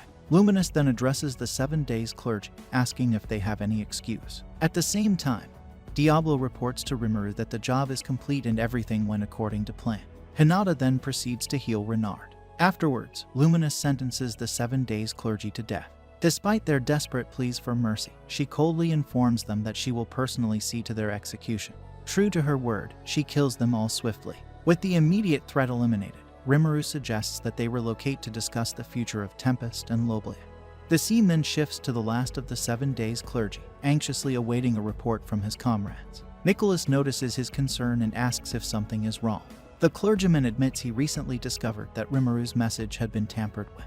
He declares that he doesn't care about the clergy's objectives, whether it's to gain favor with their Lord Luminous or to exploit her power. The clergyman finds this strange, insisting that their god exists only in their hearts. Nicholas, however, reveals that he has always known that God Luminous is real, having kept this knowledge secret because Hinata wished it so. When the clergyman attempts to act against Nicholas, Nicholas swiftly kills him with disintegration, declaring that he will not let anyone harm Hinata. He states that for him, Hinata is the only god in this world. In the aftermath, it is revealed that Granbell was somehow possessing the clergyman Nicholas killed. Mariabelle then comments on the danger posed by Tempest. Granbell assumes she is referring to the arrival of the angels, but Mariabelle clarifies that she is not. She explains that Rimuru aims to rule the world through economic means, a strategy Granbell initially finds hard to believe. However, Mariabelle insists it's true and emphasizes that this is why they must defeat him. Granbell, convinced by her argument, agrees, and Mariabelle confidently states that she will succeed next time. Rimuru and the others return to Tempest, where they are greeted by Veldora. Sensing the tension, Veldora wonders if it's time for the last line of defense to act. Rimuru reassures him that his intervention won't be necessary this time, much to Veldora's disbelief. Veldora then spots Demon Lord Luminous with Rimuru and calls her out, revealing to the paladins that their revered god Luminous is actually the Demon Lord Luminous Valentine. Irritated by Veldora's outburst, Luminous engages him in a fierce battle. Their clash continues until evening, culminating in Luminous using a powerful attack called Embrace Drain on Veldor. Raphael explains to Rimuru that this attack not only drains the target's energy, but also transfers pain and discomfort to them. Rimuru is astonished that even a spiritual creature like Veldora cannot resist this technique, and the paladins feel a pang of sympathy for him. Luminous, still fuming, declares that she will vent all her frustrations on Veldora, who then desperately pleads with Rimuru for rescue. After the intense confrontation, everyone retreats to the hot springs to relax. They enjoy some food and party hard, taking the time to unwind and celebrate together. The scene shifts to Granbull conversing with Damrata. Granbull is incredulous that Damrata fled from the demon without even engaging it. Damrata defends his actions, stating there was nothing he could do and reminding Granbull that he should have already received the report. He explains that the demon was far beyond his expectations, and he criticizes Granbull for failing to deal with Hinata, which only strengthened her ties with Rimuru. Granbull acknowledges that the long-standing Falmouth kingdom will now fall, and a new nation will rise in its place. This development aligns with Rimuru's goals, throwing the organization's plans into disarray. Rimuru is transforming the Forest of Jur into a global economic hub, a move they cannot tolerate. Granbull suggests that any further public activity would be ill-advised, particularly in the east. Damrata agrees, noting that there's no point in blaming each other. Granbull proposes that they collaborate to stop this threat. However, Damrata expresses a desire to maintain a good relationship with his family and notes that his organization has no reason to be hostile toward Rimuru. Damrata adds that with Hinata aware of his identity, it will be challenging for him to operate in the Western nation. Thus, he plans to return to his homeland and will provide Granbull with a replacement. He assures Granbull that their transactions will continue as before, then takes his leave. Granbull then contemplates whether Damrata thinks he can exploit him, vowing that once this matter is settled, Damrata and his associates will be next on his list. The scene then transitions to Rimuru holding a meeting with Luminous and others. Rimuru recounts how, after learning Luminous's true identity, Hinata apologized to the group for keeping it a secret. The paladins accepted her apology, expressing that their faith was in Hinata, not God Luminous. Rimuru then shifts the discussion to the future of their two nations. Hinata explains that when Rahim requested the mobilization of the paladin, the church agreed because it could not acknowledge the existence of a nation of monsters. Additionally, she had personal reasons for wanting to confront Rimuru, which Rimuru suspects is related to Shizu. Hinata confirms this, admitting that in retrospect, she realizes she was being manipulated. When Rimuru asks who was using her, she reveals that it was the merchants from the east. Rimuru recalls that Clayman had close ties with some merchants and concludes that they must also be from the east. Hinata recounts how the merchants convinced her that Rimuru had killed Shizu and was residing in Ingratia. Rimuru remarks that her timing for the attack couldn't have been worse, and just recalling the event makes him angry. As his anger flares, he unconsciously releases his aura, prompting Luminous to urge him to stop with the coercion. Rimuru apologizes and states that it's now evident the Eastern merchants were behind everything. These merchants likely instigated Admaris's actions against them. Hinata confirms this, noting that Rahim clarified this during their interrogation. Rimuru then realizes that Clayman was manipulating Falmouth from the shadows, with the Eastern merchants acting as intermediaries for him. Clayman aimed to awaken himself as a true demon lord, while Falmouth sought to seize control of Tempest. The Eastern merchants were deeply involved in these schemes, orchestrating everything. Luminous understands that Rimuru is referring to the individual who provided Clayman with the mind control stone. She is impressed that someone as simple-minded as Clayman never revealed this person's identity, even in the end. Rimuru speculates whether the 7 Days clergy might be involved, but Luminous believes this is unlikely. Louis, however, mentions that they can't completely dismiss this possibility since the 7 Days clergy have been craving Luminous's love energy, especially since it has been 100 years since their last ceremony.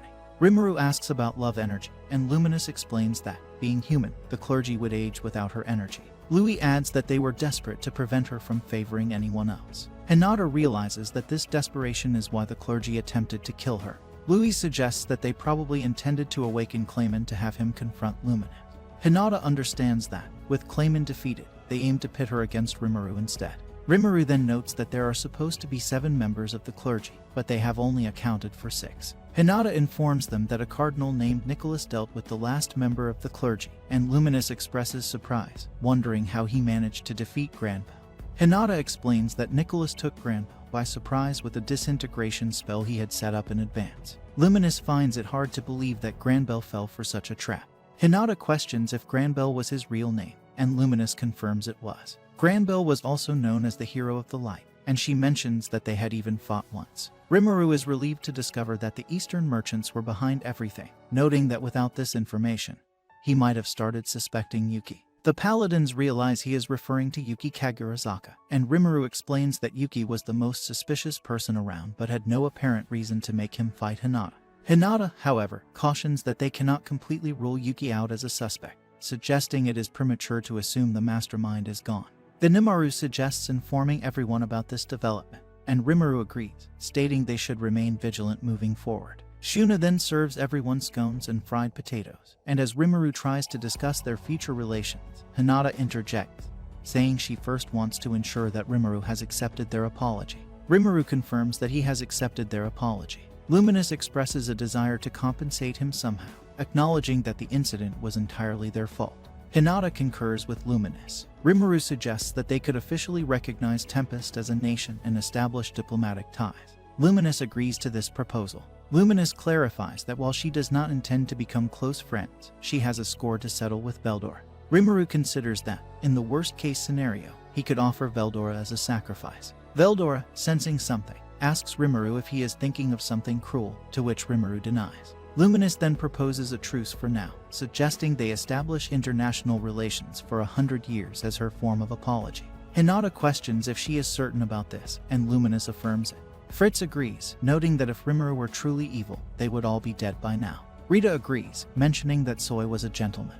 Arno adds that they need to overcome their prejudices against monsters. Renard raises a concern about how they will explain this within the framework of their faith's teaching, as it might significantly shake people's faith in the Western Holy Church. Luminous tells Renard that failing to protect those teachings doesn't count as betraying her, emphasizing that those were essentially a set of rules created by the leaders at the time. This revelation surprises everyone. Luminous clarifies that faith is the most important thing to her, not the specific teaching. She explains that their ability to cast holy magic comes from their faith in her. Renard points out that they have dedicated their lives to following that doctrine, and it wouldn't be wise to discard it so easily. Hinata adds that other nations would have noticed 100 crusaders making their way here, and journalists saw a battle sage defeated. Louis mentions that it could lead to a lot of confusion if it became known that Hinata and the Crusaders were defeated. Rimuru suggests they should say that he and Hinata dueled to a draw. Hinata asks if he is okay with this, noting that humans have only defeated a demon lord a handful of times. Renard worries that since Rimuru is a new demon lord, other forces might look down on him because of this. Rimuru asks Benimaru if he can think of any forces that might try to interfere with them.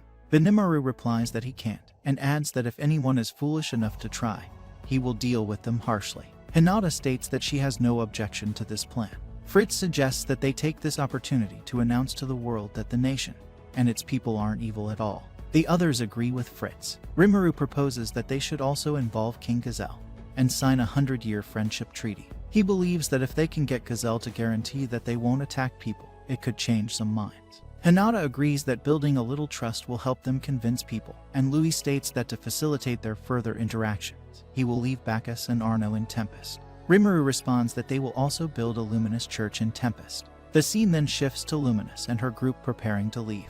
Before their departure, Rimuru returns Hinata's rapier, which he had swallowed last time, and mentions that he has also improved it. Hinata thanks Rimuru for this. As they are about to leave, Rimuru thinks it would be polite to invite them to stay the night and does so. Hinata asks what they will have for dinner. Upon hearing that they will have sukiyaki, they all decide to stay. The scene transitions to a lively party that night, where it is revealed that Rimuru can now get drunk. He explains that at the last party, he discovered Luminous could weaken her poison nullification to get drunk, and he begged her to teach him how. We then see Hinata happily reunited with Rice after so long. She marvels at how perfectly Rimuru has replicated the food from their old world and is impressed that he has created such a comfortable environment in just 2 years. Rimuru mentions that he is not finished yet, pointing out that transport and communication in this world are still slow, and there is too little entertainment. Hinata wonders how Rimuru plans to bring entertainment to a harsh world where people struggle daily for survival. Rimuru explains that his goal is to ensure monsters are no longer a threat. He reveals they are working to make Yamake and establish a new nation, aiming to bring the Western nations into their sphere of influence. Hinata is curious about his plans. Rimuru elaborates that he intends to gain recognition from human society. This process is already underway, as many nation leaders are aware of them, and merchants and adventurers are spreading rumors. They are creating safe and efficient trade routes. Currently, only those who can use magic can operate communication crystal, but they are developing a method to send transmissions using sticky thread and magisteel. They have discovered that this method allows for smooth communication, enabling the creation of networks between villages and nations. Hinata questions whether Rimuru should be sharing such confidential information, and Rimuru realizes he might have revealed too much due to the alcohol. Raphael then reactivates the poison nullification skill, making it non-adjustable for the time being, and Rimuru quickly sobers up. Hinata warns Rimuru that advancing this far could provoke attacks from the angels. Louis explains that the angels tend to target cities that have become too advanced. Luminous mentions that while she would love to exterminate those pests, doing so would reveal her identity. Rimuru responds that if the angels come for them, they will simply fight back. Hinata, expecting such a response, adds that when the time comes, they will be fighting on the same side. Luminous agrees, stating that she has no intention of watching her city be destroyed a second time. Rimuru then mentions that following these events, the Holy Empire unexpectedly announced the Dwarven Kingdom as a potential ally and formally established diplomatic relations with the Jura Tempest Federation. The scene shifts to Yuki conversing with Damrata. Damrata is incredulous that the five elders tried to pit him against a demon comparable to Blanc in the Empire. Yuki states that a direct assault on Rimuru would be unwise, and Damrata doubts that Cerberus could survive such an attack. Yuki admits he attempted to use Hinata to retaliate against Rimuru, but it didn't work. He suggests they lay low for now. Damrata comments that the five elders were all bark and no bite, adding that he would have faced Rimuru himself if Yuki hadn't contacted him. Yuki explains that he couldn't let Damrata die, as it would ruin his plans. Damrata expresses relief at staying alive. Yuki then advises Damrata to hold back for the time being, wanting to see how things unfold. Damrata agrees, stating he will return to his homeland and send Misha to replace him. Yuki consents to this plan. Damrata then wonders how they are going to wind down the slave trade he has been managing. Yuki suggests they simply shut down the orthoslave market, calling it a pain in the ass. Damrata asks if they will be releasing the rare monsters at Misha's Echidna Club. Yuki responds that anything designated as confidential should continue to be treated the same as always, as they still have a connection to the Rosso family. After this exchange, Damrata leaves, and Kazarim, who had been eavesdropping, steps forward. She questions why Yuki wants to dismantle Orthos now. Yuki explains that he wants someone to play the role of the good guy in this situation. Kazarim finds Yuki's ideas intriguing and asks if she can handle this task. Yuki agrees, and Kazarim requests to be called Kigali from now on, explaining that she won't use the name Kazarim until she has exacted her revenge against Leon. Yuki tells Kigali to get to work, signaling the start of their new plan. Afterwards, Rimuru announces that the date for Tempest's large-scale event, the Founders Festival, has been decided. Everyone is busy preparing for it. He mentions that each of the executives will be presenting a special project, including Vesta and Gabai Ru, who are planning a presentation on the history of potions. Vesta reassures Rimuru that they will not reveal any secret information. The purpose of their presentation is to attract people interested in participating in the project. Rimuru thinks this is a fantastic opportunity and encourages them to give it their best effort. Gabai Ru then states he won't lose to Kurobai, and Rimuru remembers that Kurobai and the weaponsmiths plan to showcase their finest works at the event. Vesta mentions that there's a competition to see which event draws more visitors. Later, Rimuru reflects on how excited everyone seems about the festival. He then encounters Shin in the hallway. She tells Rimuru to look forward to her project and leaves. Rimuru hopes it's not something sinister, recalling that Veldora was planning to open a teppanyaki booth. He decides to address that later, and heads to his office, where he finds Shuna waiting for him. Shuna mentions that she would like to ask a favor and requests that Rimuru take her to Ingratia. The scene then shifts to Rimuru and Shuna in Ingratia, speaking with an otherworlder patissier named Yashida. Rimuru tells Yashida they need his exceptional skills as a chef and asks him to come to Tempest. Yashida explains that he can't leave Ingratia because he just started his cafe and needs to repay those who helped him establish it. Shuna pleads with Yashida to reconsider, and while he is captivated by her beauty, he insists that they must serve him a satisfactory dish to convince him.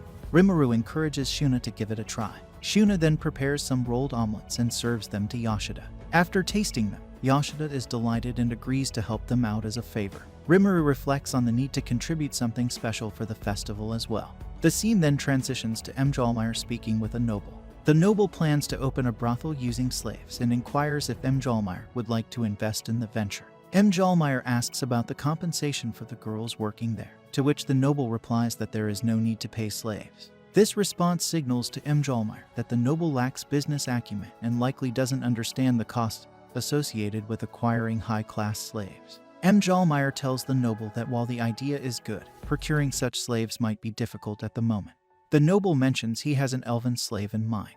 Mjolnir realizes it's improbable to enslave an elf with citizenship and suspects that an organized crime syndicate might have captured one from the forest. Unwilling to get entangled in this mess, Mjolnir searches for an excuse to decline the offer. At that moment, Rimuru enters the room. The noble, irritated by the interruption, confronts Rimuru for disrupting his meeting. Rimuru, realizing that Mjolnir might be busy, tries to leave, but the noble stops him and demands to know how Rimuru plans to compensate for his indiscretion. Rimuru apologizes, but the noble continues to berate him with rude remarks. Mjolnir then tells the noble that he shouldn't be rude to the person who saved his life, and he promptly kicks the noble out of the room. He declares that he won't be doing any more business with him and warns him never to return. The noble leaves in a huff, and Rimuru asks Mjolnir if it was wise to anger the noble. Mjolnir explains the entire situation to Rimuru, revealing that he had wanted to sever ties with that noble for a long time. He then inquires about Rimuru's reason for visiting. Rimuru tells him he needs his help with a job. Mjolnir acknowledges that while Rimuru's projects are fascinating, they require significant preparation, citing the fast food expansion project as an example. Rimuru then mentions that for the fast food project, he would like Mjolnir to open a test location in his nation first. Mjolnir agrees to this plan. Rimuru asks about the progress of training the chefs and staff, and Mjolnir reports that they are well trained by now. Rimuru suggests opening a shop that offers burgers, fries, and drinks, which Mjolnir finds appealing. Mjolnir adds a few more items to the menu, and Rimuru asks if they have enough available employees at the moment. Mjolnir states that they can open up 20 locations with the current staff. Rimuru then requests that Mjolnir bring over 5 of his best employees. When Mjolnir asks why, Rimuru explains that his friend, Veldora, wants to open a teppanyaki booth at the festival. Mjolnir starts sweating bullets at the mention of Veldora and wonders if Rimuru can guarantee his employees' safety. Rimuru reassures him, and Mjolnir trusts him but expresses concern that his employees might struggle to focus if they work alongside Veldora. Rimuru understands this, and Mjolnir suggests that things would be fine if Veldora could assume another name for the duration of the festival. Rimuru agrees this is a good idea, and they decide to proceed with it. Rimuru then mentions that he will be giving a special bonus to the 5 employees and asks Mjolnir to tell them that he will be counting on them. Mjolnir wonders why he has to be the one to deal with Veldora, feeling that things have shifted to a whole other level now. Reflecting on the past, he recalls that when Rimuru saved him, his life changed, and since then, he has decided to live without regret. Rimuru then shares all the details about the festival with Mjolnir, who thinks that many people will attend such a large event. Seeing it as a good opportunity for a merchant like himself, Mjolnir listens as Rimuru explains that he is still uncertain about some aspects of the festival. Rimuru mentions that he wants something to serve as the main attraction of his nation and states that he plans to turn his town into a health resort. They have guest houses and lodging to welcome royalty, as well as hot springs, but they are lacking in the entertainment department. Mjolnir thinks that Rimuru shouldn't need anything else, but Rimuru insists he wants something that everyone can enjoy. He suggests a fishing tournament in the mountains, a guided tour of the Jira forest, and a hunting event, with all necessary equipment available for rent. Mjolnir finds these ideas interesting and believes they would be a hit with the nobles. Rimuru then asks Mjolnir if he has any other ideas, emphasizing his goal of making guests want to return as repeat visitors. He wants to prepare many activities to keep his guests engaged and interested. Mjolnir wonders how far ahead Rimuru is planning and mentions that theater and fighting arenas are popular forms of entertainment in Ingracia. Rimuru notes that he has heard of Hiro Masayuki, known as Lightspeed, the dominating champion of the fighting tournament. Mjolnir enthusiastically shares that he is a huge fan of Masayuki and offers to tell Rimuru all about him. Although Rimuru is not particularly interested, he appreciates Mjolnir's passion and ideas. Rimuru suggests turning a vacant area of the town into an opera house, which could inspire some to become playwrights and lead to new forms of entertainment. He then considers the idea of an arena and asks Mjolnir to arrange a battle tournament in Tempest, noting that Mjolnir seems knowledgeable about such events. Mjolnir hesitates, saying he can't agree to something like this so easily. Rimuru assures him they will build the arena and only need him to handle the logistics. Mjolnir agrees and promises to meet Rimuru's expectations. He reflects on Rimuru's demonic determination and realizes that assembling the necessary elements should be a simple task. He feels honored that Rimuru is relying on him and understands that this is a once-in-a-lifetime opportunity. Rimuru then reveals his plan to build a coliseum capable of holding at least 50,000 people. Mjolnir is astonished, noting that this is 5 times the capacity of the coliseum in Ingracia. Rimuru explains that there will be some standing room sections available for free, while reserved seats will be offered to the wealthy at a cost. He asks Mjolnir to determine the optimal ratio of these seat types. Mjolnir understands Rimuru's strategy, recognizing that packed standing room sections will make reserved seats more desirable. Mjolnir notes that this approach differs from the Colosseum in Ingracia, which caters exclusively to the upper classes. Rimuru's goal is to maximize attendance, which would also boost the inns along the highway and promote Tempest's food and baths. The arena itself wouldn't need to be profitable, as Rimuru had planned for these secondary benefits from the start. Though Rimuru pretends he had planned it all along, he had actually improvised much of it on the fly. Mjolnir points out that they need to spread the word about the event, and Rimuru confirms that he will rely on Mjolnir for this task. Mjolnir then inquires if Rimuru would be content with the tournament running at a loss, provided it attracts people. Rimuru affirms this, emphasizing that Mjolnir is the only one he trusts with this responsibility. Rimuru further praises Mjolnir, who eventually agrees to take on the task. Mjolnir then adds that this tournament will provide a new way to utilize Rimuru's healing potion. Since the potions can heal people completely, competitors won't have to hold back. They can get injured in one match and return in perfect condition for the next one. Rimuru is taken aback by Mjolnir's insight, but pretends he had already considered it. Mjolnir, impressed, mentions that he expected no less from Rimuru. Rimuru adds that they can also showcase Tempest-made weapons and armor to adventurers, and Mjolnir suggests including a state-run betting operation. Rimuru proposes renting out the arena for adventurer training when no events are scheduled. Mjolnir likes the idea and vows to do his best to ensure the project's success. The scene then shifts to Rimuru visiting Fuse, who is surprised to see him. They sit down, and Fuse apologizes for being unable to restrain the Western Holy Church. Rimuru assures him that there was nothing he could have done, explaining that the 7 days clergy were behind the ordeal, and the church wouldn't have listened to Fuse regardless. Fuse acknowledges that the 7 days clergy are regarded as great heroes and guardians of humanity. Rimuru agrees but reassures him that everything has been resolved and the misunderstanding cleared. Relieved, Fuse feels a weight lifted off his chest, and Rimuru appreciates Fuse's concern. Rimuru then hands him an invitation to the festival, explaining that it will celebrate his coronation as a demon lord and serve as an opportunity to advertise his town to the world.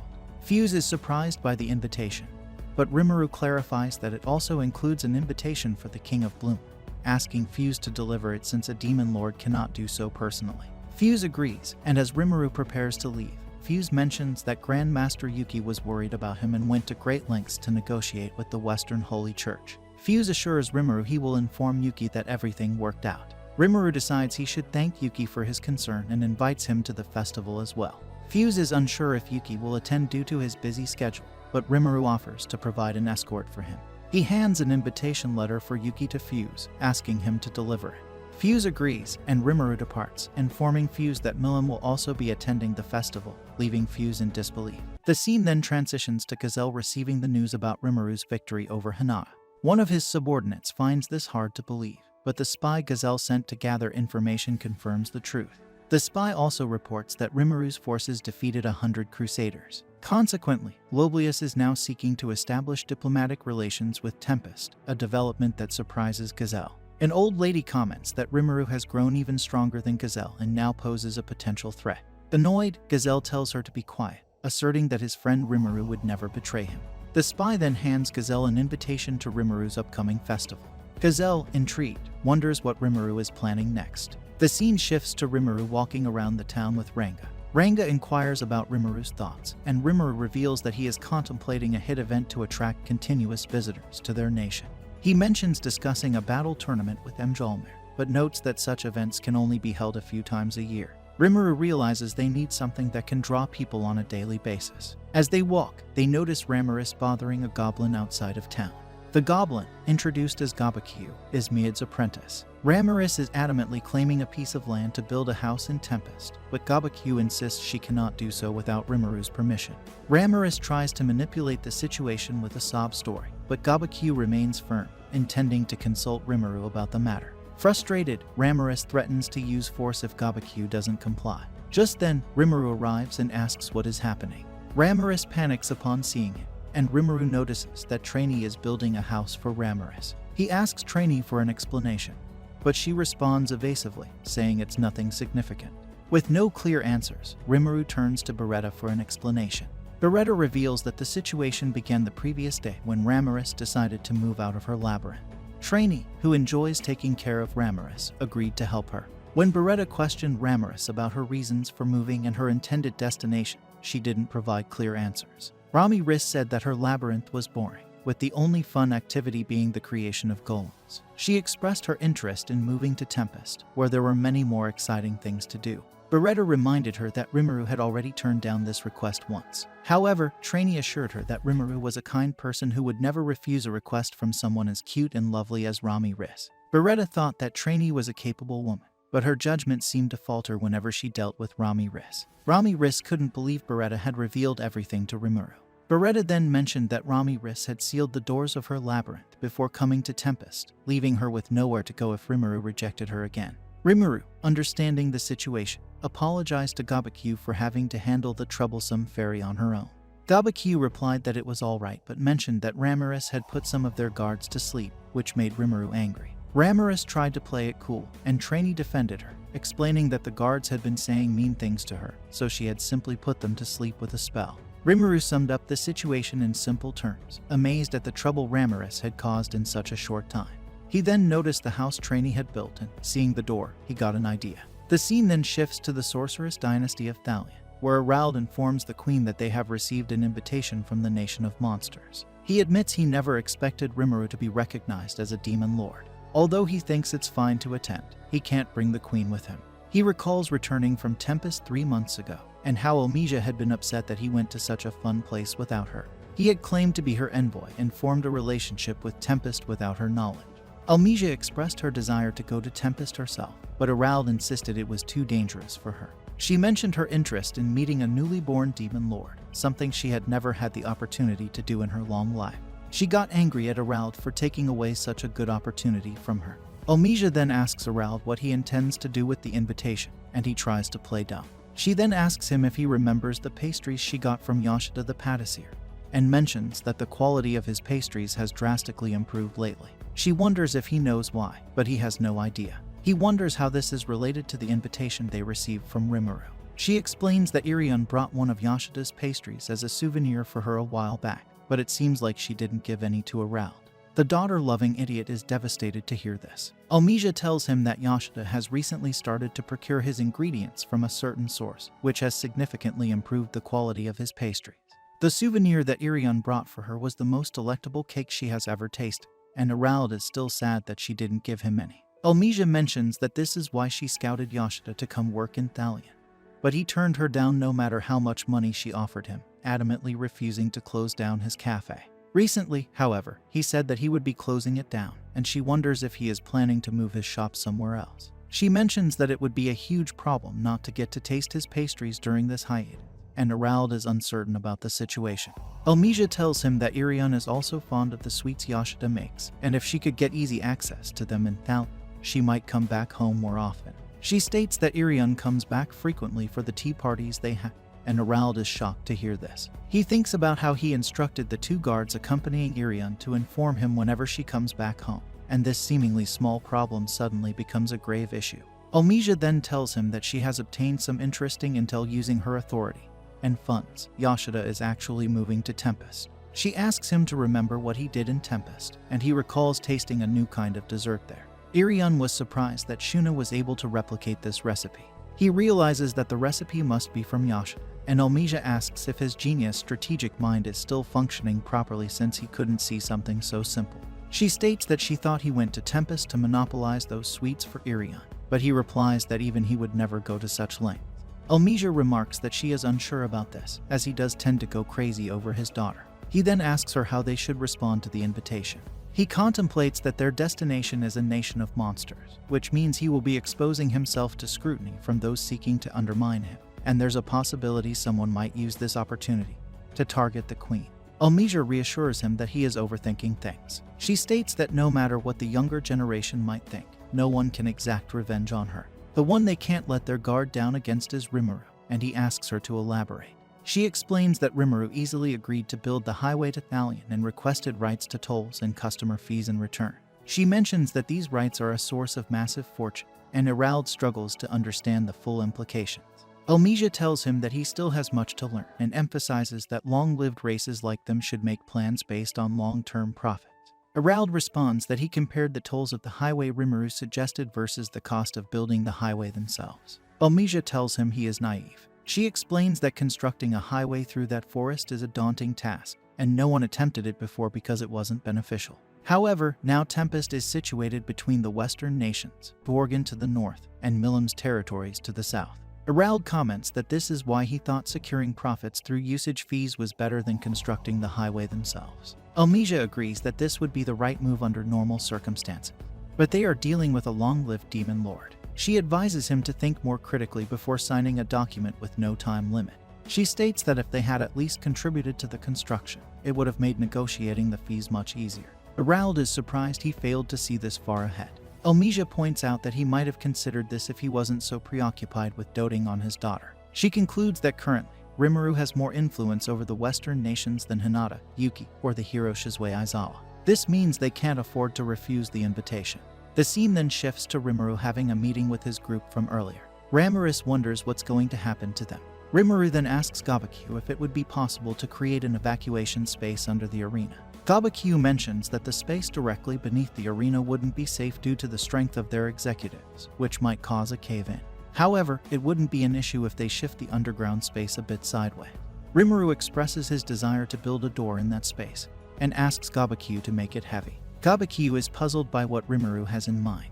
Rimuru then turns to Ramiris, and explains that he wants to create an underground labyrinth with her power. They can populate the labyrinth with monsters, allowing adventurers to fight them, which would attract a considerable number of people daily. Gabakyu is astonished to hear this plan. Rimuru elaborates that the arena will be used to train rookies, and they will also set up a potion shop on the premises. With Ramiris creating a labyrinth, taverns for adventurers seeking a quick drink on their way back would become highly popular. Ramiris is thrilled that Rimuru wants her to manage the labyrinth. Rimuru adds that this will give her a place to live and some spending money. Ramiris is delighted at the prospect of having a job, thinking that no one will call her a jobless shut-in anymore. She wonders if Rimuru is serious about giving her an allowance, and he confirms it.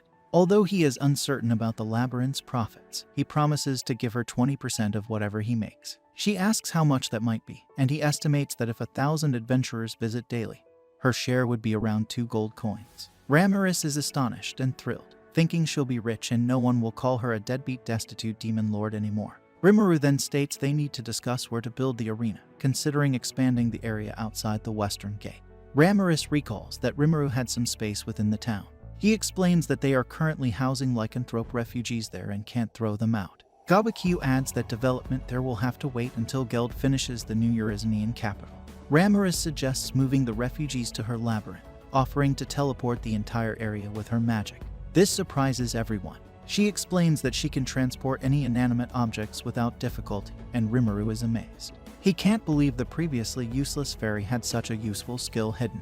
Curious, he asks her about her other abilities. After hearing about them, he praises her, making her feel proud and acting all high and mighty. Rimuru tells her that he will be relying on her for this project.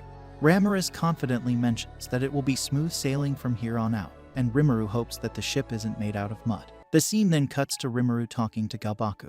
Rimuru mentions that he would like the arena to be completed by the Founders' Festival. Galbaku states that this will be impossible, mentioning that it might take several years to build something like this. Rimuru agrees, admitting that he also thought it would be impossible to finish in a month. However, we see that they have almost finished the entire thing. Rimuru then explains how this came to pass. We see that Sophia and Albiz offered to lend a hand in construction. Albiz mentioned that their Lord Carrion would also be participating in the festival Rimuru is organizing, and they would love to help with the preparations. Sophia told Rimuru that he has done so much for them, and they would like to repay him in any way they can. With everyone working together, they were able to make significant progress on the arena, shaping it up within just a month. Rimuru is pleased to see that they might be able to finish it by the festival. Gabakyu then goes to work, and Rimuru reflects that he thought he had already abandoned his common sense, but seeing this once again reminds him that he is in an entirely different world. At night, Gabakyu tells everyone to stop working and head home. The lycanthropes head to their new homes under the arena. The place looks exactly the same as it does above ground. Rimuru compliments Rami Riss, saying her macecraft skill is really awesome. She helped a lot by transferring the entire refugee district here at once, making everyone really happy.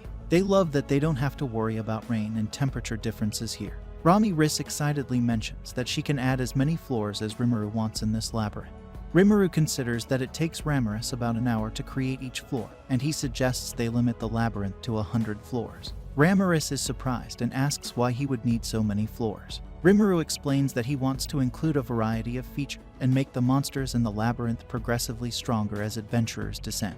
Ramiris then questions how he plans to introduce monsters into the labyrinth, and Rimuru whispers his plan to her. Ramiris suggests some improvements, and together they perfect the idea. This excites Ramiris, and she is eager to start working. Rimuru then visits Kuro, who shows him some prototype swords he has created. Kuro mentions that the swords have unique and powerful quirks, making them difficult for most people to wield effectively. Rimuru observes the wide collection and notices a peculiar sword. Raphael explains that it is a cursed sword capable of absorbing surrounding magicules and converting them into explosive force. Despite its tremendous power, it can easily harm its wielder. Rimuru also asks about a peculiar armor, and Raphael describes it as a cursed mail that absorbs the wielder's magic energy to create a barrier, but endlessly drains energy, posing a high risk of killing the user. Rimuru acknowledges that while each item has its quirks, they are all of high quality. Kurobe is pleased with the praise, and Rimuru recalls that when he evolved, Kurobe received the gift called Mastercraft, which elevates the quality of his creations to rare or above. Rimuru notes that it would be a waste to keep these high-quality items just because they are in the testing phase. Kurobe tells Rimuru he can use them as he wishes. Rimuru decides to place these items in treasure chests within the labyrinth. He envisions inns, equipment stores, and appraisal services for adventurers exploring the labyrinth, believing this will make Tempest famous. Excited by the potential profit, Rimuru receives the sword he requested from Kurobe. Kurobe explains that he focused on durability, ensuring the sword won't bend or break and will adjust to Rimuru's magical power. It's the best sword Kurobe can currently make. Rimuru finds the sword to be the perfect size and praises Kurobe's craftsmanship. Kurobe mentions that the sword is not yet finished and that, as requested, it has a hidden hole at the base. Rimuru can't see the hole, but Kurobe explains that the sword is special and will grow and evolve with Rimuru, eventually becoming a legend-class weapon. The hole will become visible when this happens. Though it sounds dubious, Rimuru trusts Kurobe's expertise. The scene shifts to Rimuru taking Veldora to the arena, where they meet Ramiris. The three head toward the arena, and Ramiris asks if they are executing their plan today. Rimuru confirms this and recalls how it started with a favor he asked of Veldora. Initially, Veldora, engrossed in reading manga, refused, but Rimuru captured his attention by offering him a den of his own. Rimuru explained that they were building an underground labyrinth for Ramiris, and wanted it to be a major attraction for their nation. They needed an overlord for the labyrinth, and wanted Veldora to take on this role. Excited by the idea, Veldora imagined himself as the final boss fighting adventurers. Rimuru sweetened the deal by telling Veldora he would get another bonus. He wouldn't have to restrain his aura inside the labyrinth, and could return to his dragon form without issues. Enthralled by the idea, Veldora agreed immediately. In the present, Rimuru and Ramiris acknowledge how easy it is to manipulate Veldora. Ramiris mentions that once Veldora releases his magicules inside the labyrinth, monsters will spawn quickly. Rimuru notes that the closer the monsters are to Veldora, the more powerful they will be. Ramiris remarks that Rimuru is quite sly for taking advantage of Veldora like this. Veldora then inquires about the progress of the dungeon, and Ramiris proudly mentions that she has completed 15 floors so far. Rimuru calculates that at this pace, they should reach the 100th floor within a week. Ramiris suggests they should start setting up the floors that are already done. Rimuru agrees, suggesting they begin with Veldora's room. They head to Veldora's floor, which eerily resembles the cave where Veldora was once trapped. Ramiris reassures Veldora that she can add anything they want by merely thinking about it, and they use thought communication to decide on the room's design. Rimuru projects a design using his thoughts, which Veldora approves of. Ramiris then brings the design to life, impressing Veldora. Veldora notices a small door in the room, and Rimuru explains that it leads to a human-sized room filled with manga and furnished comfortably. Delighted, Veldora explores the room and finds it to his liking. Ramiris admires the furniture and expresses a desire for similar items. Rimuru, appreciating her hard work on the labyrinth, promises to get her the furniture next time, which overjoys both Veldora and Ramiris. A week later, the 100th-floor dungeon is completed. Rimuru praises Ramiris for her speedy work, and she explains that she designed the interiors to be altered freely in the form of blocks. Trainee comments that this mechanism will keep adventurers engaged while making the dungeon harder to conquer. Ramiris also mentions the inclusion of save points every 10 floors. Adventurers can resume their journey from these points if they reach them.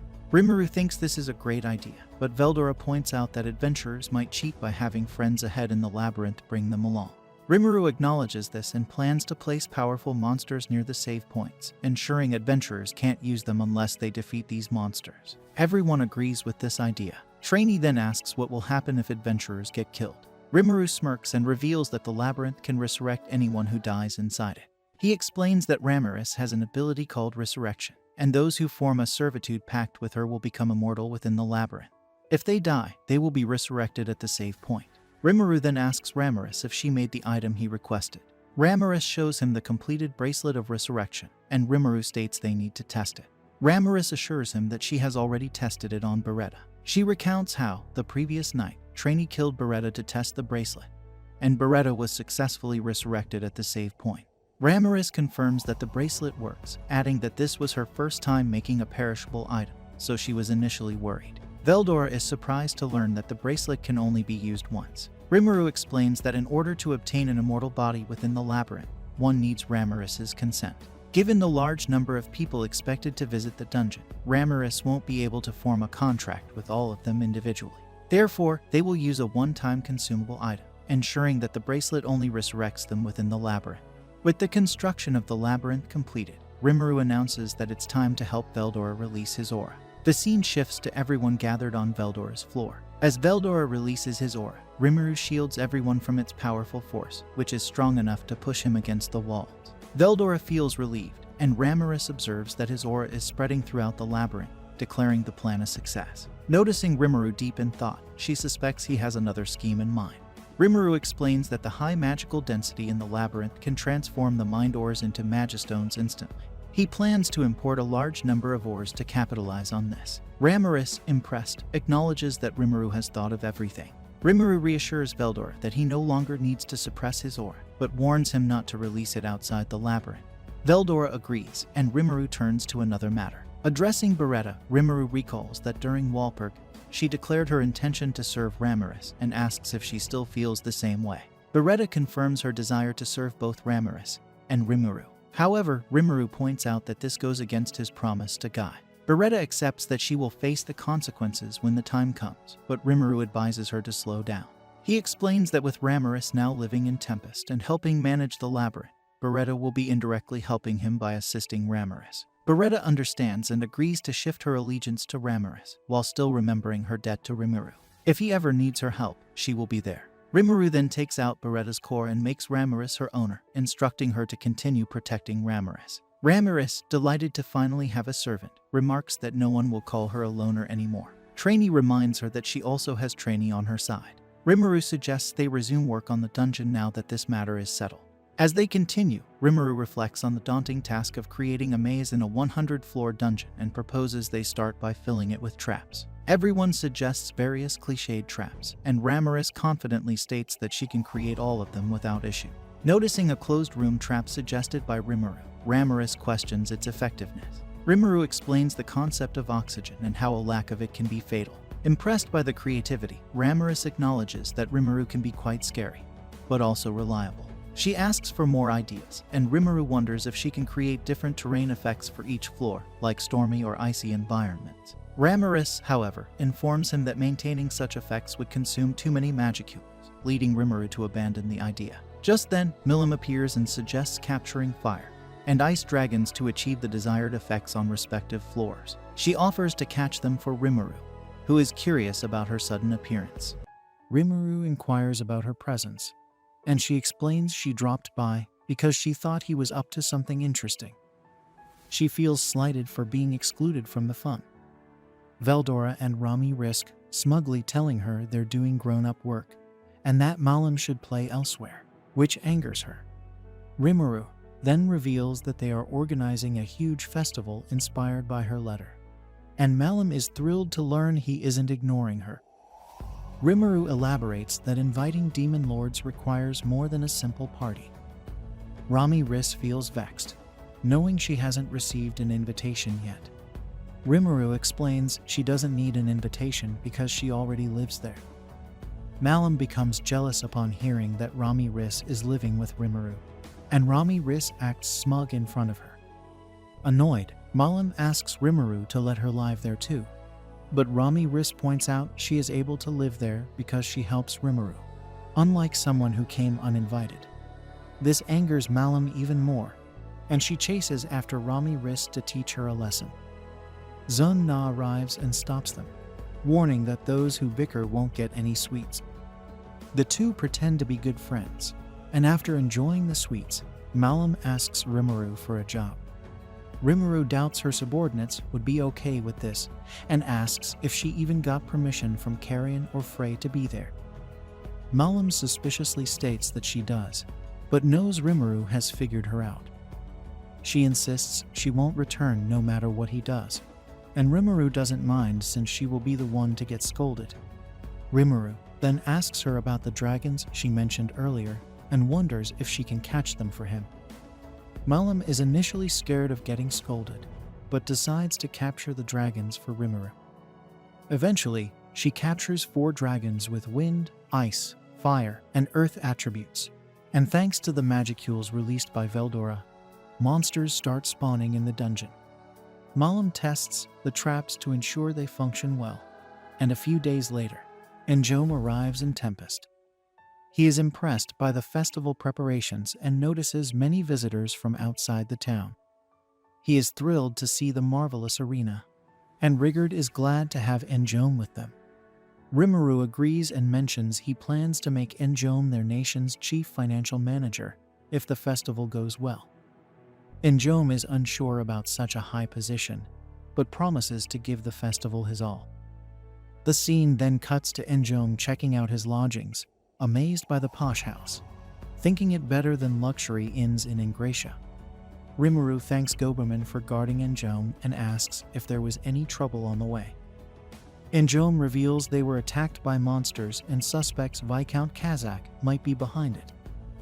Worried about Enjome's safety, Rimuru instructs Goberman to continue guarding him, and Enjome is relieved.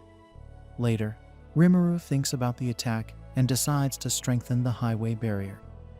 He hosts a meeting to discuss project progress, and Rigurd informs him that representatives from the tribes in the Jura Forest have gathered to celebrate his appointment as Demon Lord. Some are there to ascertain his powers and seek his protection, but if they find him lacking, they might revolt. Rimuru understands their concerns, as he is still an upstart Demon Lord. Shuna suggests holding an audience ceremony to remedy this. She then dresses Rimuru as a king, and everyone is thrilled to see him looking so glorious. Shuna informs him that the audience ceremony will last 3 days, starting that afternoon.